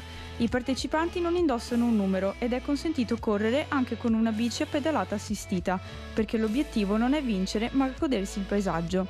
Non è un caso infatti che tra le tappe del percorso ci fosse anche il muro di Cadelpoggio. Ultimo appuntamento in programma, il Tiramisù Taste Event a Villa dei Cedri, dove sono stati invitati tutti i partecipanti ad assaggiare i prodotti del territorio in compagnia del brindisi di chiusura di questa edizione. C'è chi dice che siete un fuoco di paglia che poi rientrerà tutto. Ma vediamo se il fuoco arderà per molto tempo, e me lo auguro, perché i produttori sono convinti di quello che stiamo facendo e portiamo avanti il territorio e il malcontento del territorio. Che tutti si affannino a evitare che dal fuoco di paglia scaturisca l'incendio dell'intera denominazione del Prosecco Superiore lo si è visto questa mattina dalle 10 davanti al municipio di Valdobbiadene, dove la presidente dell'associazione Colline UNESCO Marina Montedoro ha incontrato i rappresentanti del nascente comitato subito nominato dei 200 ribelli.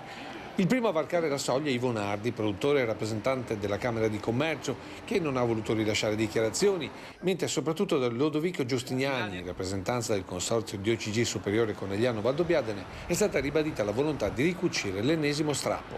Fa da pompiere oggi? No, è una bella giornata oggi. Beh, vabbè, d'accordo, è una bella giornata, però fare un po' da pompiere perché no. Qua dice che sta vedendo fuori un incendio alla DOCG. Non penso che facilmente ci chiariamo. Secondo lei comunque, diciamo così, le dimostranze sono giuste? Diciamo che nell'ultimo periodo c'è un po' di confusione, per cui e tutto parte da tanti anni, insomma, perché dal 2009, da quando c'è stato, diciamo, un cambio importante, tutto questo, insomma, ha portato a dover mettere in fila le cose. Il riferimento è all'origine, ovvero al decreto ministeriale che ha istituito le denominazioni del Prosecco, innescando qualche confusione che sta portando ad una rottura all'interno della diocesi Conegliano-Valdobbiadene. Anche i sindaci cercano di metterci una pezza? Certo, sempre, bisogna sempre. È il nostro compito cercare di mediare. Insomma, fate voi da pompieri per questo incendio? Ma non c'è nessun incendio, è una normale discussione, dai. Incontro a porte chiuse che alla fine ha prodotto un comunicato condiviso nel quale si riparte da oggi per ribadire una distinzione chiara tra questo territorio e il relativo Prosecco qui prodotto e gli altri con relative denominazioni. Insomma, pace, o forse meglio dire tregua fatta tra Associazione UNESCO e il Comitato dei 200, mentre resta ancora aperto il fronte del consorzio. Un incontro qui con le colline UNESCO, a quando un incontro chiarificatore anche con il consorzio? Cioè, questa è una cosa che non dipende da noi, io anche lì mi auguro che quanto prima le parti si incontrino e vedano di trovare una soluzione che è assolutamente fattibile. Tante voci nel coro, ma il direttore d'orchestra questa mattina cosa ci racconta? Prego Tommaso Razzolini. Mirella mi ha tirato fuori i servizi di qualche mese arretrati. Bisogna. No, allora, quello che posso dire io è che ritengo corretto il fatto che quest'area, che è l'area storica di quello che noi chiamiamo in generale Prosecco, ma che di questi 15 comuni si chiama più precisamente Conegliano-Valdobbiadene diocesi, sia tenuta in considerazione e comunicata come si deve con tutte le regole del caso, e su questo bisogna lavorare molto e deve essere una crescita culturale di tutti i soggetti che qui abitano, lavorano e producono, quindi dalle cantine, dalle strutture ricettive, dai ristoranti, dai commercianti, capire insomma qual è la nostra area e cosa produciamo noi, quindi questo è sicuramente importante. Nel 2009 è stata fatta un'operazione che ha creato sicuramente ricchezza a 9 province, tra Veneto e Friuli Venezia Giulia, quindi più famiglie grazie al fenomeno Prosecco hanno portato a casa ricchezza e hanno sfamato le proprie famiglie, quindi questo sicuramente è una cosa positiva perché nel mondo questo vino ha la sua richiesta e piace, quindi questo va bene. Però quello che viene rivendicato in collina nell'area storica appunto è dateci quello che noi chiediamo, e quindi l'identità del nostro territorio che indissolubilmente è collegato ai nomi dei due comuni capofila della denominazione che sono Conegliano e Valdobbiadene, e quindi su questo quando magari si tralascia la scritta Conegliano-Valdobbiadene e si parla solo di Prosecco è un prodotto che vede 9 province dove nell'area storica comunque si chiede qualcosa in più, si chiede un'identità maggiore che è per questo fondamentale e credo che vada rispettata, quindi io condivido molte posizioni dei soci che sono stati chiamati ribelli, ma in realtà ribelli proprio niente, perché hanno la maggioranza del consenso del nostro territorio, perché sfido chiunque a trovare persone che non la pensino come loro a livello di contenuto e quindi dare maggiormente risalto alla territorialità, quindi collegare sempre di più il prodotto, il calice di vino al territorio, come poi succede in tante altre parti d'Italia, scusate, ecco, e quindi questo è assolutamente fondamentale farlo. Sono successi degli episodi che hanno un po' infastidito alcune persone e quindi è la goccia che ha fatto traboccare il vaso per dire fermi tutti, qua bisogna che ci parliamo, perché dobbiamo rimettere il treno in carreggiata e cercare di andare verso una direzione. Fatto sta che bisogna lavorare insieme, ecco, non bisogna assolutamente andare verso le divisioni, il confronto ci sta, il confronto della democrazia e all'interno delle sedi del Consiglio regionale, piuttosto che dei consorzi di tutela, piuttosto che anche delle stesse famiglie, è giusto discutere, è giusto fare il punto della situazione, poi bisogna andare avanti compatti, perché ecco, le guerre non fanno bene a nessuno, quindi ci sta a confrontarsi, ci sta a avere idee diverse, ma poi bisogna essere compatti per portare avanti tutta la nostra denominazione. E l'ha spiegato molto bene, le dico grazie, perché c'era molta confusione anche da parte di qualcuno e mi ha fatto piacere invitarla, così ha spiegato anche perché il prosecco c'è anche qua da noi, lo vediamo, è un'altra cosa, qualcuno dice, però era giusto capire cosa sta succedendo. Abbiamo Antonio da Padova, vai Antonio. Sì, pronto, buongiorno Mirella e buongiorno anche al prosecco. E anche la verdura, Antonio. Anche la verdura, sì, tu guarda, mi piace perché parlare di mangiare, addirittura ho comprato una bottiglia in un negozio qua a Piove, un prosecco, 11 euro, vabbè comunque l'ho bevuto volentieri e bevo ogni tanto, ma quando Preferisci il brutto o l'extra dry? No, il brutto no, l'extra dry mi piace di più, no, il brutto no, è troppo forte, è Poi troppo sentiremo secco. l'esperto cosa ci dice, dai. Va bene, vai no, Antonio. Io volevo parlare dell'ambiente però Mirella, perché io sono rimasto sconvolto che Roma non è riuscita a portarsi a casa l'Expo del 2030. Roma è una bellissima città, ma fuori dalle mura fa schifo.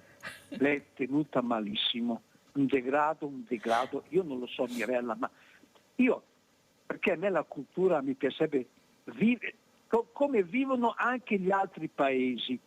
Io nei social ho tanti amici russi che fanno vedere Mosca.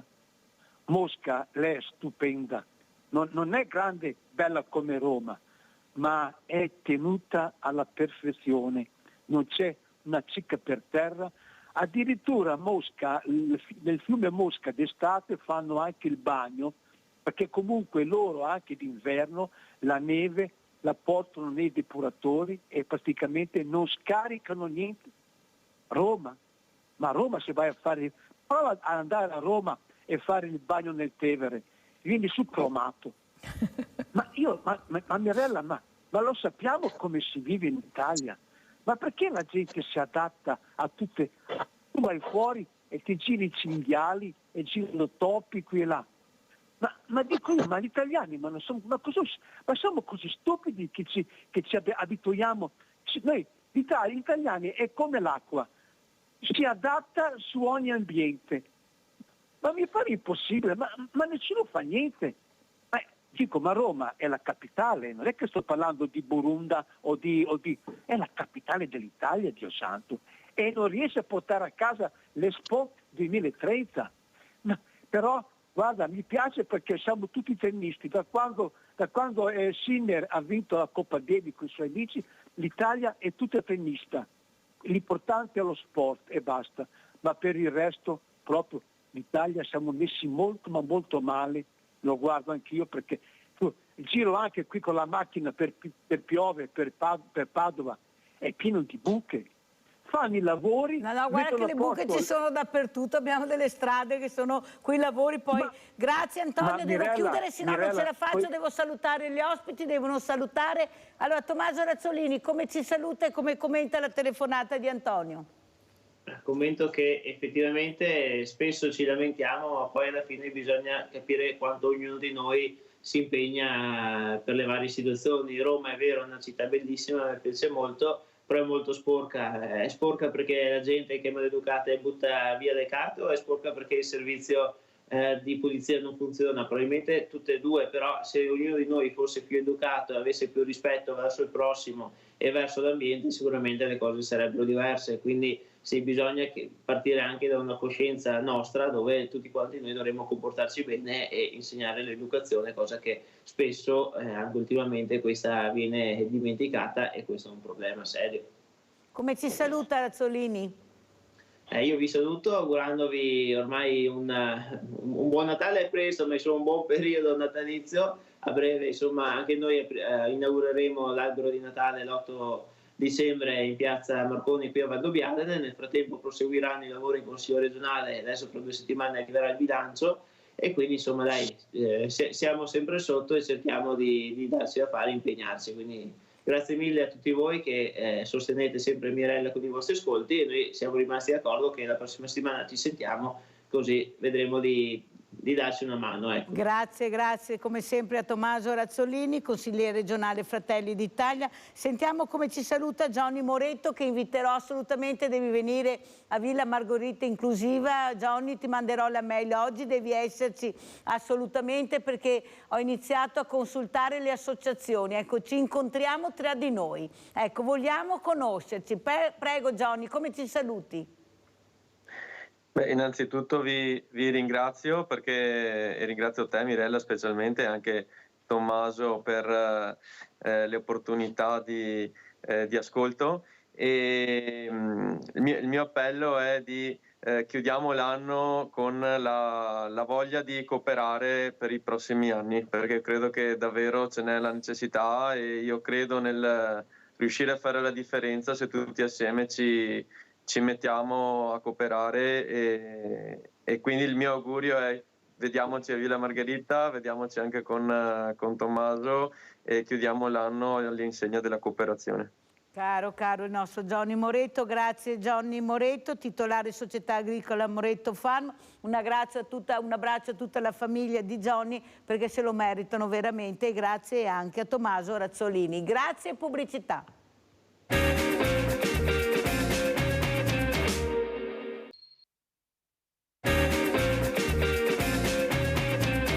Continuiamo con gli ospiti, abbiamo collegato Oscar Bernardi, Presidente Confartigianato Imprese Marca Trevigiana. Grazie Presidente di essere qui con noi, veramente grazie, molto importante, dopo che ho sentito anche questo ragazzo meraviglioso, questa impresa, ecco, che vogliono la cooperazione di tutte queste associazioni, devono cooperare di più. Saluto anche Riccardo Coras, insegnante istruttore di scuola guida, e ringrazio anche Annalisa Ferrarini, referente UNASCA.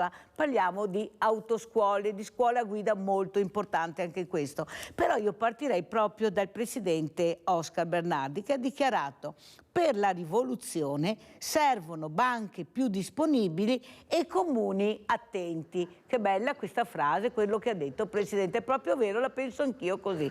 Prego Presidente. Buongiorno a tutti, grazie per la vostra disponibilità e per il lavoro che fate. Sicuramente oggi il tema del credito è un tema importante. Credo che ogni azienda, e credo anche poi nella vita privata, oggi serve avere una disponibilità diversa, serve avere comunque una situazione più serena, più tranquilla con le banche, e questo secondo me è uno dei temi fondamentali, cosa che nel passato forse c'era un po' di più, quando le banche erano magari dei gruppi a livello più locale. Oggi purtroppo si sono tutti quanti messi in una serie di situazioni dove comunque i grandi gruppi oggi il territorio lo sentono un po' meno sicuramente. Cos'è che la preoccupa di più, Presidente, in questo momento non certo facile per il nostro territorio, il famoso ex ricco nord-est, ecco, che veramente sta pagando delle conseguenze, ecco, per delle scelte veramente assurde che sono state fatte, che hanno colpito proprio gli artigiani, il nostro know-how, il nostro fiore all'occhiello, la nostra spina dorsale, e non ritorneranno più molti perché non ce l'hanno fatta a sopravvivere. Prego Presidente. Sì, questo è vero, anche se mi permetto di dire che è una nota un po' positiva, l'economia sta ancora tenendo. Il grande problema è proprio che non si sono salvaguardate quelle attività che secondo me erano quelle del territorio, che erano quelle proprio votate al territorio. È un tema questo che va affrontato, e credo che su questo anche dobbiamo pensare anche che il governo ci dia la possibilità di crescere, far crescere i nostri giovani, che oggi non arrivano più ad essere quelle persone interessate, quel mondo interessato al mondo nostro artigiano, perché probabilmente c'è uno spirito diverso, sono passati dei messaggi che non sono più molto ideali, e quindi oggi il mondo dell'artigiano sta soffrendo parecchio, sicuramente. Sentiamo anche come commenta Riccardo Coras, insegnante istruttore di scuola guida, anche le autoscuole, tutto il mondo un po' in sobbuglio, un po' in confusione, pochi soldi nelle tasche. Cosa ci dice Coras? Guardi, noi dobbiamo cercare sempre di ottimizzare, quando il cliente arriva da noi dobbiamo ottimizzare la sua spesa. Questo vuol dire che non c'è tempo da perdere quando siamo in auto o quando facciamo una lezione, ma dobbiamo sempre cercare di dare un valore a una persona che investe i propri risparmi per conseguire la patente. Questo valore ovviamente sta nel diffondere le conoscenze tecniche principali per la guida di un'auto, ovviamente, ma sta anche nel cercare di creare una cultura della sicurezza che possa far sì che nel lungo periodo una persona poi non perda le buone abitudini che ha preso durante una guida. Noi ci rendiamo conto che chi fa la patente fa uno sforzo e quindi bisogna in tutti i modi cercare di assecondare quello sforzo e di rendersi utili. Questo posso dire, questo dal nostro punto di vista, diciamo. Allora io chiedo invece a Annalisa Ferrarini, referente UNASCA, ecco, cosa sta succedendo, perché molti cercano autisti ma non si trovano autisti, oppure si troverebbero, però queste patenti costano tantissimo. Anche qua forse l'unione delle imprese potrebbe aiutare. Ecco, io penso che veramente sia una professione che in futuro deve avere certi numeri, perché abbiamo tutto su ruota, non è che abbiamo solo ferrovia o porti, noi abbiamo su ruota, perciò gli autisti servono. Cosa ci dice Annalisa Ferrarini? Poi sentiamo anche il presidente Bernardi. Sì. Intanto buongiorno, niente, per quanto riguarda le patenti superiori effettivamente c'è un calo non indifferente per chi vuole fare l'autista.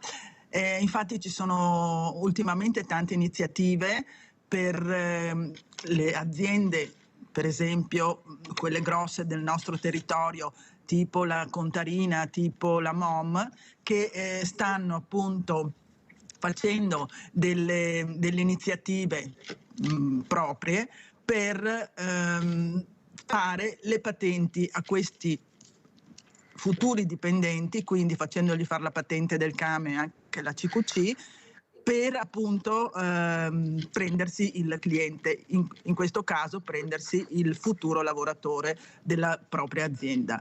Quindi sono iniziative che nella nostra marca trevigiana sta prendendo piede e abbiamo quindi una nuova forza lavoro data appunto da queste aziende che vogliono avere un ricambio anche generazionale delle loro forze lavoro, perché tanti autisti hanno già raggiunto magari la loro età pensionabile e quindi c'è bisogno di ricambio. Per quanto riguarda le patenti, ovvio la patente costa, perché abbiamo per esempio una CQC che ci sono 140 ore con 10 ore di guida, quindi non è che non sia un peso non indifferente per una famiglia. Ecco che le imprese in questo caso intervengono per appunto fare sia la patente del camion che la CQC. Quindi sono iniziative molto interessanti che stanno prendendo piede specialmente nella nostra zona. Noi siamo proprio contenta di avervi ospiti, perché sta spiegando veramente com'è la situazione attuale. Ecco, forse quello che riusciamo a capire è che bisogna fare rete anche tra di voi, fare squadra, perché da solo non si può pensare di dire io ho un banco alimentare, perciò so di cosa parlo. È una cosa veramente incredibile quella che vedo tutti i mercoledì, di persone che non è che non possono guidare, è che non hanno neppure i soldi per fare l'assicurazione, per fare la revisione. Questa è la realtà. Allora, Presidente Bernardi, come commenta le parole di Annalisa Ferrarini, che è stata di una chiarezza unica? Prego.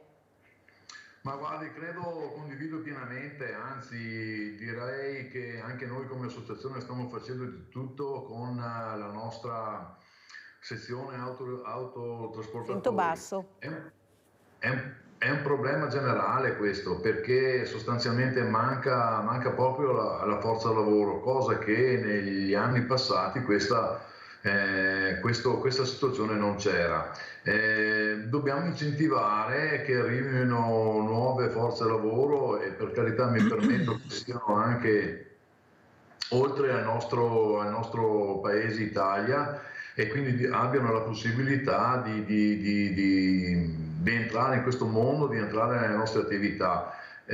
Mi permetto anche di dire, cerchiamo di fare tutto il possibile anche con la questione della formazione, anche con la questione di insegnare la lingua italiana alle persone che arrivano, però sicuramente oggi è un tema importante. Dico anche che i costi, mi permetto di dire che i costi di gestione per fare una patente, mantenere la patente, mantenere i corsi, mantenere tutto quelli che sono oggi gli attestati di sicurezza nell'ambiente del lavoro sono costi molto importanti che molte volte li deve comunque sopportare l'azienda. Però Presidente, mi scusi, è vero quello che dice lei, però è anche vero che in tutti questi anni, e si sapeva benissimo perché le date di nascita ci sono, non è che non le conosciamo, sapevamo benissimo che dovevamo arrivare a un punto dove dovevamo fare i conti con questa forza lavoro che sicuramente sarebbe mancata, più cementiamo anche la crisi, la pandemia, mettiamo tutti, però siamo sempre impreparati. Abbiamo, come diceva anche il nostro Johnny Moretto, non so se lei è riuscito a seguire qualcosa, titolare di questa società agricola Moretto Farm di Crocetta del Montello, che forse anche tra associazioni bisogna fare più squadra, perché che sia una Coldiretti, che sia una Confcommercio, che sia una Confartigianato, i problemi poi alla fine sono gli stessi. Chiedeva più cooperazione. Prego Presidente.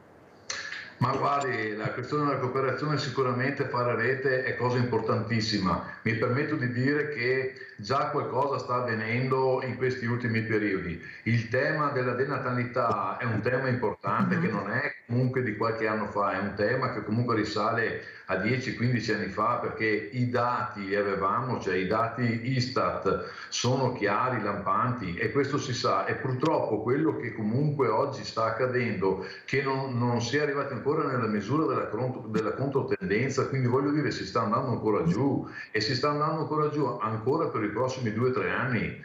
E questo è un tema che non è semplice. Oggi le famiglie, sono il primo io a dirlo, non ce la fanno se hanno un po' di mutuo oppure hanno anche un affitto, con quello che prendono a fine mese non riescono comunque a pensare ad avere un secondo figlio, e questo è un tema che va affrontato, perché poi mi permetto di dire, un bambino all'asilo nido costa 400 euro al mese, non sono pochi, e una famiglia di 2 persone, se hanno 2 bambini, non costa 400 ma costa 3 più 3, quindi voglio dire non ce la fanno. Quindi bisogna pensare sicuramente a trovare delle soluzioni che ci permettano a queste persone, a questi giovani, a questi sposi che comunque hanno deciso di fare famiglia, di avere la possibilità veramente con qualcosa di incentivante. Cioè non sono i 100 euro al mese che fanno la differenza, però sicuramente vanno creati asili nido in varie aree, vanno create delle situazioni veramente pensando con uno sforzo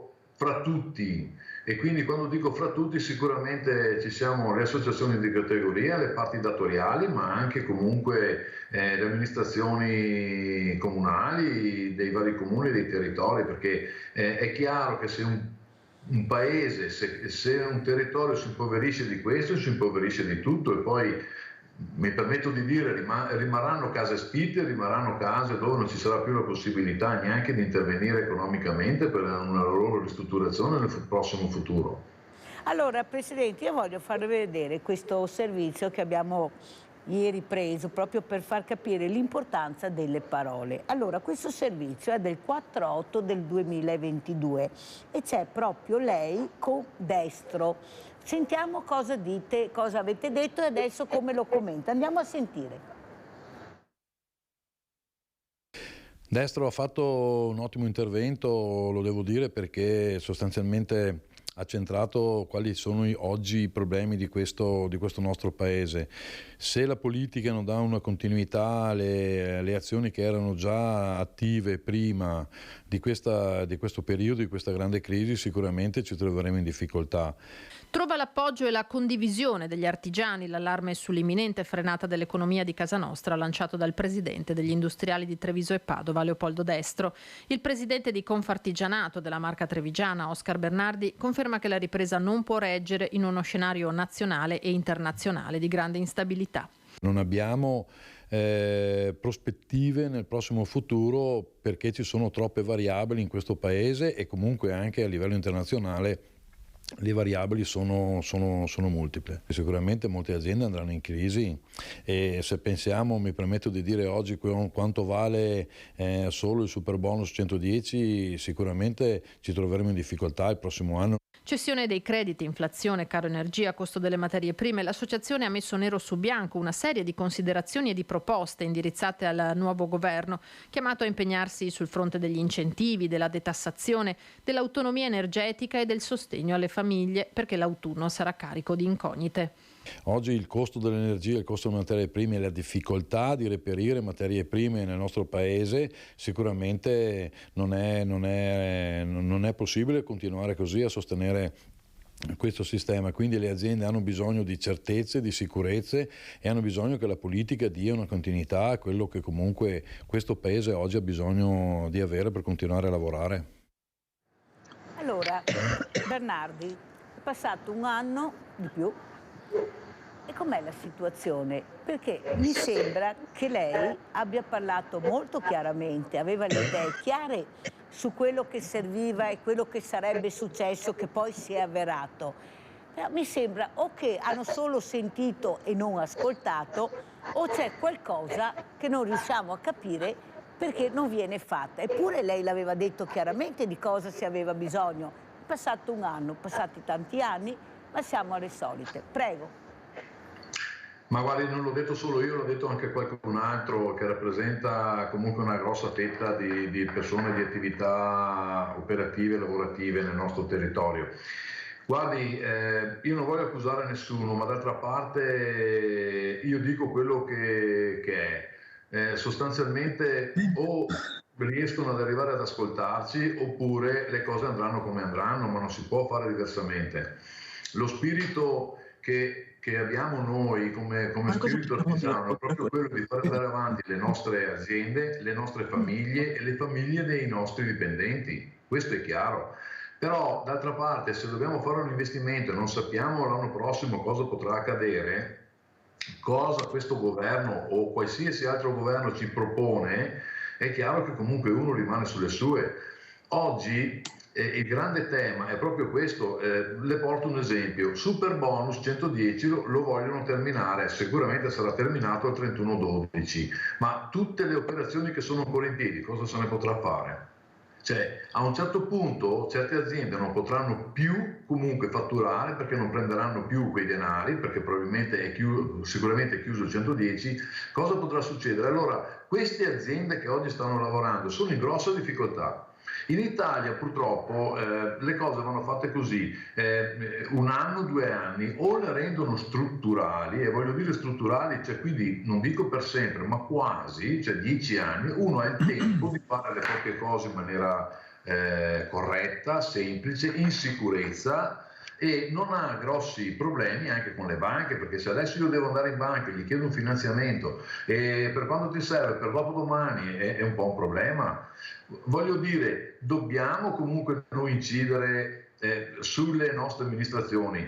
Io parlo del Veneto, ma posso parlare anche a livello nazionale e purtroppo è proprio questo il tema, che su certe cose, su certi argomenti qualcuno anche a livello nazionale non ci sente. Per carità, sono scelte politiche, però oggi sicuramente noi pagheremo tutte queste scelte, le pagheremo tutte. Sentiamo anche cosa ne pensa Annalisa Ferrarini e anche Riccardo Coras, perché alla fine sono problemi che toccano tutti quanti, indipendentemente dal lavoro che si fa. Prego Ferrarini. Sì, beh, effettivamente adesso l'autista in questo caso è diventato Mi sentite? Sì, bene, tranquilla. Una figura professionale, quindi qualificata, quindi questo dovrebbe essere anche un cambio culturale. Per esempio mi riferisco anche a quello che ha detto il Presidente Bernardi, che anche lo Stato deve eventualmente dare aiuto a queste persone. Certo. Difatti dal luglio del 2022 sono stati erogati dei bonus patente per dare un aiuto a questi autisti. Sono stati già erogati per tutto l'anno 2023 e si riaprirà il bando a gennaio del 2024. Quindi potranno avere questo bonus fino a 2.500 euro le persone che andranno nel sito del Ministero dei Trasporti e per chiedere appunto questo bonus patente. Scusi, Presidente Ferrarini, mi scusi se apro una parentesi, ma lo sa se io non la invito qua, questa cosa la sapevano in pochi? Questo è vero Mirella, perché effettivamente non viene pubblicizzato.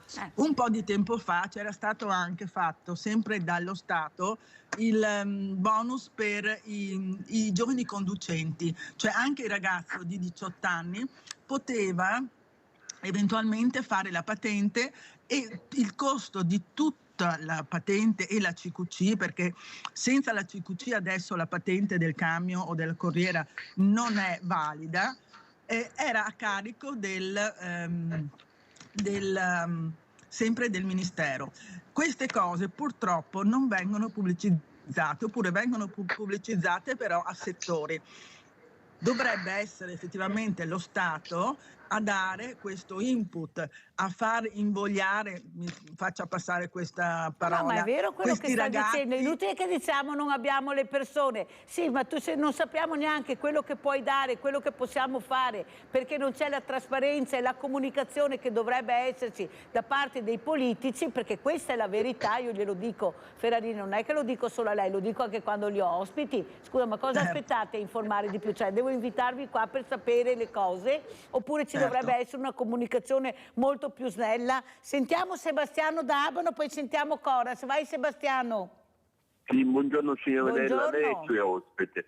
Buongiorno. Io niente, per quanto riguarda la patente, purtroppo ormai per la patente ci vogliono almeno 5.000 euro. Ora dico, una si prende la patente 5.000 euro per dopo avere dei contratti magari a chiamata o a termine, quindi io vado a rispondere 5.000 euro per ottenere la patente, sempre se una è promossa, perché se sei bocciata hai perso 5.000 euro, perché non tutti magari sono promossi, c'è chi è magari sbocciato e quindi deve ripetere, e altri ci vogliono altri soldi per ripetere l'esame.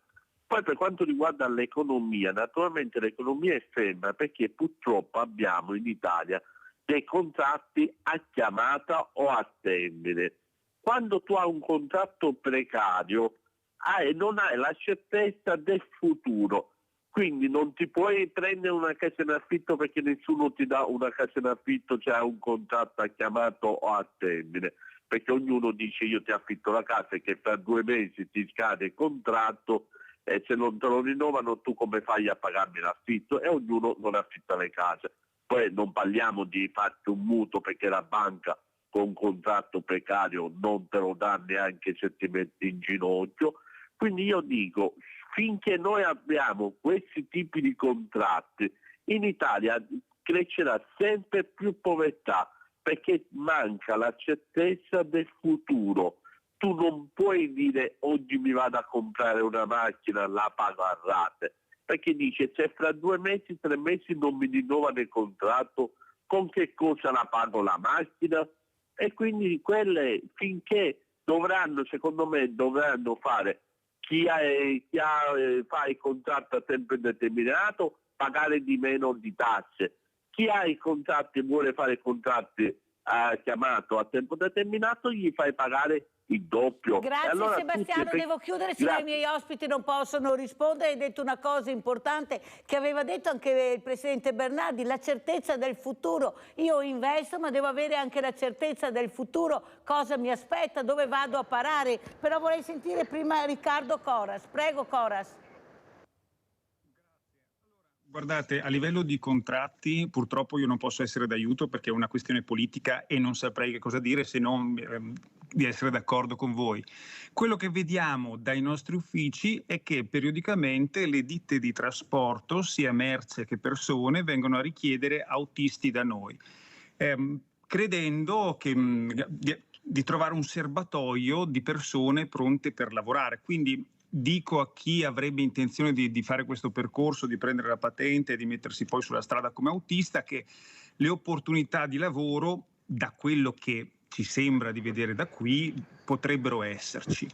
Proprio per questa richiesta che abbiamo. In più vorrei motivare anche le persone che quando arrivano e si informano sul percorso che devono fare per conseguire la patente D, la patente E o il CQC, vedono che sono molte ore e effettivamente una spesa abbastanza importante.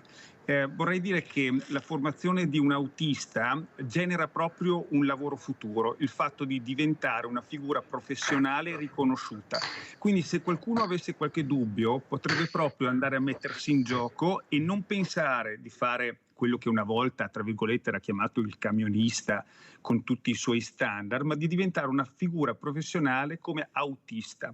E questa è una cosa molto importante, come diceva prima Annalisa, è un cambiamento culturale, deve cambiare la cultura e il nostro modo di vedere queste persone che guidano mezzi pesanti e che si prendono la responsabilità di portare in giro 40 o 50 persone. Quindi chi ha desiderio di percorrere questa via probabilmente troverà anche lavoro. Poi a livello contrattuale questo è fuori dalla mia conoscenza. Certo, ognuno ha il suo ruolo, però Coras, e lo chiedo anche a Annalisa Ferrarini, non sarebbe il caso di iniziare a entrare nelle scuole, magari nel pomeriggio, ecco, che queste attività che voi veramente, perché stiamo parlando anche di sicurezza stradale, della sicurezza della persona, non sarebbe il caso che anche le scuole si aprissero di più, visto i problemi che abbiamo anche con questa guida terribile, che noi basta uscire alla mattina per vedere anche questa mattina come si guida, con una superficialità incredibile nonostante la pioggia, nonostante tutto, fanali spenti, chi ne ha più ne metta, io mi faccio le mie regole, chi se ne frega degli altri. Ecco, iniziare siccome lei ha detto, Annalisa Ferrarini, culturalmente bisogna crescere, iniziamo a far crescere anche questi ragazzi, che questi stanno sfidando anche la vita in una maniera incredibile, ma finché sfidano la loro, mi va anche bene. Il problema è che sfidano anche la nostra, è là il grande problema che abbiamo. Ecco, le scuole più aperte, meno noiose, cioè non si vive di solo didattica. Questi ragazzi ne hanno le scatole piene, sì, studiare, ma vorrei anche divertirmi. Ecco, secondo me potrebbe essere anche un divertimento, imparare una guida sicura. Cosa dice Ferrarini? Allora, noi come associazione delle autoscuole siamo anche con il tavolo della sicurezza stradale della provincia di Treviso. Questo è stato un inizio molto importante per la provincia, in quanto adesso si comincia ad andare dalle scuole, si parte dalle scuole materne, scuole elementari, scuole medie fino alle superiori. Quindi anche noi cominciamo appunto ad entrare sempre in punta di piedi. Quant'è che lo dico, Ferrarini? Sono 3 anni. Finalmente, certo, che lo sento, si riesce a entrare, finalmente. Esatto, si riesce ad entrare. prego. Sempre però con l'appoggio della provincia. Effettivamente sul nuovo codice della strada la sicurezza stradale sarà una delle materie formative insieme all'educazione civica. Speriamo che anche noi insegnanti istruttori saremo chiamati nell'assolvere queste lezioni, in quanto noi, essendo i formatori di questa sicurezza, saremo anche in grado di spiegare effettivamente meglio qual è il problema quando poi i ragazzi li mettiamo sulle strade. Qual è quello quindi? Il nostro senso, la nostra iniziativa è quello appunto, il nostro obiettivo è quello di insegnare il comportamento, la consapevolezza che ci vuole andando in strada, non solo in macchina comunque, ma anche in bici, anche in moto, anche a piedi, i cosiddetti utenti deboli della strada, ma molto vulnerabili. Quindi o col monopattino, perché ne vediamo di tutti i colori. Bene. O col monopattino. Un'altra cosa molto importante che stiamo appunto, noi partiamo il 18 di dicembre, sempre col tavolo della sicurezza stradale, sempre della provincia di Treviso, oltre ad avere la possibilità di entrare nelle scuole, faremo anche dei corsi di sicurezza stradale agli over 65. Questo è molto importante perché rifaremo un attimo un ripasso generale su quello che è il codice della strada. Ci sarà effettivamente il signor Riccardo Coras come insegnante. Inizieremo proprio qui a Montebelluna, nella biblioteca, il 18 di dicembre alle ore 15.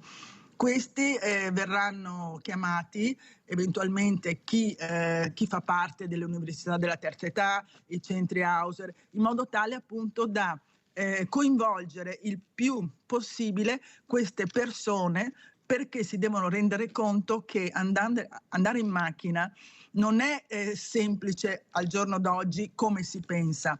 Andare in macchina oggi è veramente importante.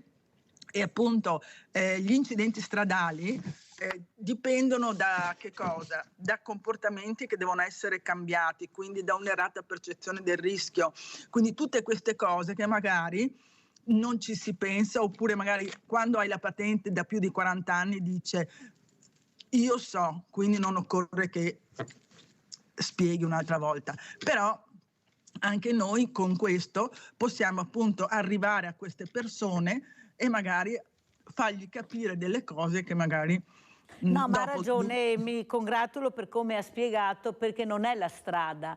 Io ho avuto il già procuratore Antonio Foiadelli, il dottor Foiadelli ospite, che giustamente ha detto smettiamola di dire che è colpa della strada, della curva. Se tu vai piano vedrai che non è la strada o la curva, sei tu che devi diventare responsabile quando guidi. Se vedi le strisce pedonali devi fermarti prima, non fermarti, ma no, tu per regola devi fermarti prima perché lo prevede la legge. Allora lui diceva giustamente, e lo ringrazio, è proprio una persona per bene, secondo me avrebbero dovuto metterlo in politica, sto procuratore veramente, ma soprattutto sulle idee chiare di quello che noi siamo e cosa vogliamo. Tu non puoi uscire e farti le regole che ti comodo, non è possibile. Allora la polizia stradale non si vede più nelle strade, è sparita perché è stata incorporata con altri, cioè noi non riusciamo, i vigili non ci sono perché sono pochi, ma non sono solo le forze dell'ordine, ci deve essere anche noi che dobbiamo mettere questa goccia nel comportamento, nel rispetto dell'altro. Ma stiamo scherzando? È sempre la strada, è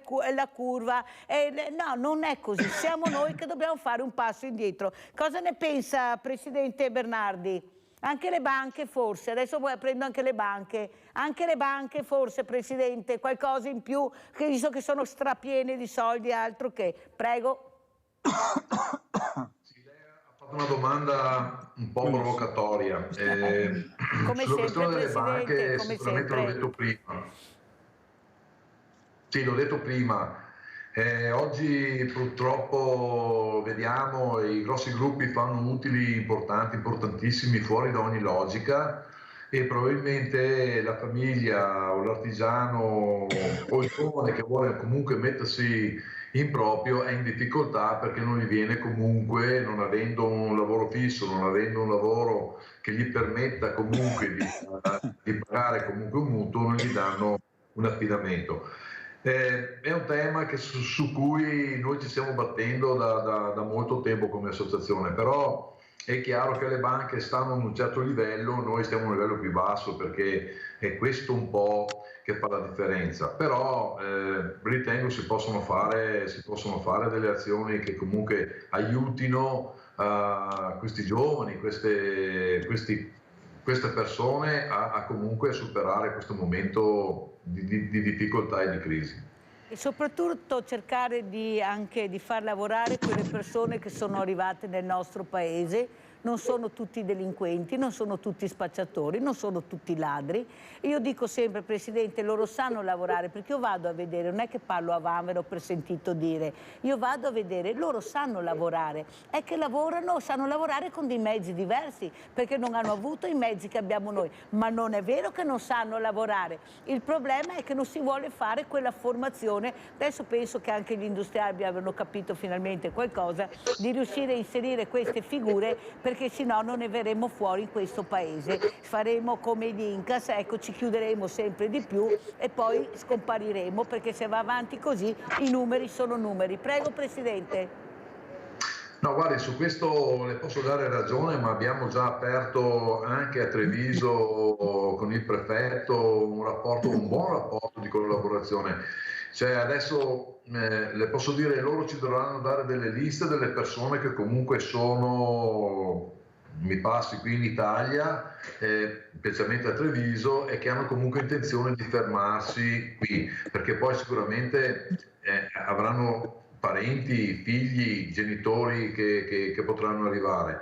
Il primo tema è comunque fargli imparare l'italiano, fare a loro dei corsi di sicurezza e poi comunque che possono arrivare nelle nostre aziende e quindi prendere sì, non i 500 euro, i 400 euro, ma che possono prendere uno stipendio adeguato alla loro attività che fanno, ma sicuramente è qualcosa di più. Perché è questo un po' il tema, o noi parliamo di inclusione, cioè queste persone devono comunque rimanere tra noi, cioè non possiamo parlare che vengono qui per lavorare, poi dormono, mi passi sotto i ponti. Lo dica Presidente, perché questa è la verità, dica. Dobbiamo comunque assolutamente cercare che siano inclusi con noi, con le nostre attività, con il nostro mondo, con il nostro territorio, con la vita che c'è qui da noi. E questo mi permetta, stiamo facendo uno sforzo non indifferente. E mi permetto di dire questo, non è solo per una questione che a noi manca manodopera. È vero, è anche questo, però è anche vero che queste persone che sono venute nel nostro paese, come i nostri veneti quando sono andati in altri paesi, sono stati integrati in maniera corretta e giusta. E quindi mi permetto di dire che gli sforzi che stiamo facendo sono importanti. C'è ancora molta strada da fare, perché purtroppo è un po' così, la burocrazia oggi non ci aiuta. Sì, ma non nascondiamoci dietro la burocrazia, fa bene a dirlo Presidente, ci sono le volontà che si possono fare. Certo che se aspettiamo sempre di partire non si parte mai. Ecco, le carte in regola non le ha nessuno, però bisogna iniziare a metterle in regola dando la formazione con corsi di lingua, con la sicurezza, ma si può fare. Il problema è che bisogna mettersi in moto e accelerare. La ringrazio Presidente Oscar Bernardi. Allora, come ci saluta sia Riccardo Coras che Annalisa Ferrarini, referente UNASCA. Prego. Io vorrei salutarvi chiedendo ad ognuno di fare una piccola riflessione personale, di prendere coscienza quando è sulla strada di quello che sta facendo, quindi riduzione della velocità, perché non si arriva prima se si va più forte, ma semplicemente si va a rischiare. Seconda questione, l'aumento delle distanze di sicurezza, determinante per la sicurezza stradale, essere più lontani rispetto al veicolo che mi sta davanti. Basta, devo chiudere, non ho più tempo, abbiamo forato, ma vi inviterò ancora. Grazie veramente anche a Annalisa Ferrarini, a Bernardi, grazie a voi, la Posta di Mirella. Grazie a lei, buongiorno a tutti. Grazie, arrivederci.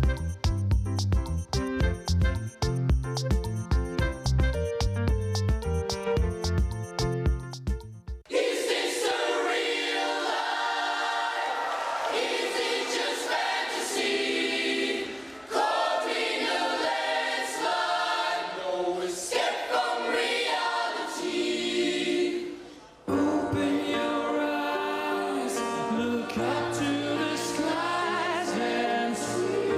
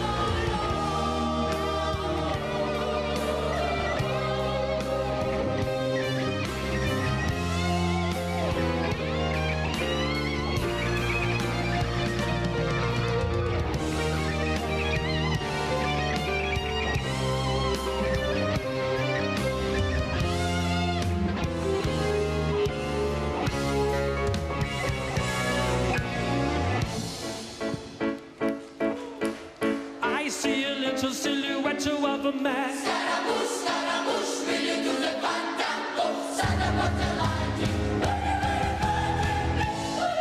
Galileo, Galileo, Galileo Figaro.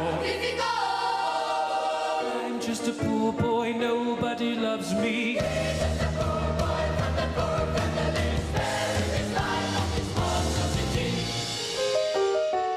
Easy come, easy go, will you let me go? Bismillah, no, we will not let you go, let me go. Bismillah, we will not let you go, let me go. Bismillah, we will not let you go, let me go. We will not let you go, let me go. We will not let you go, let me go. No, no, no, no, no, no, no. Mamma mia, mamma mia. Mamma mia.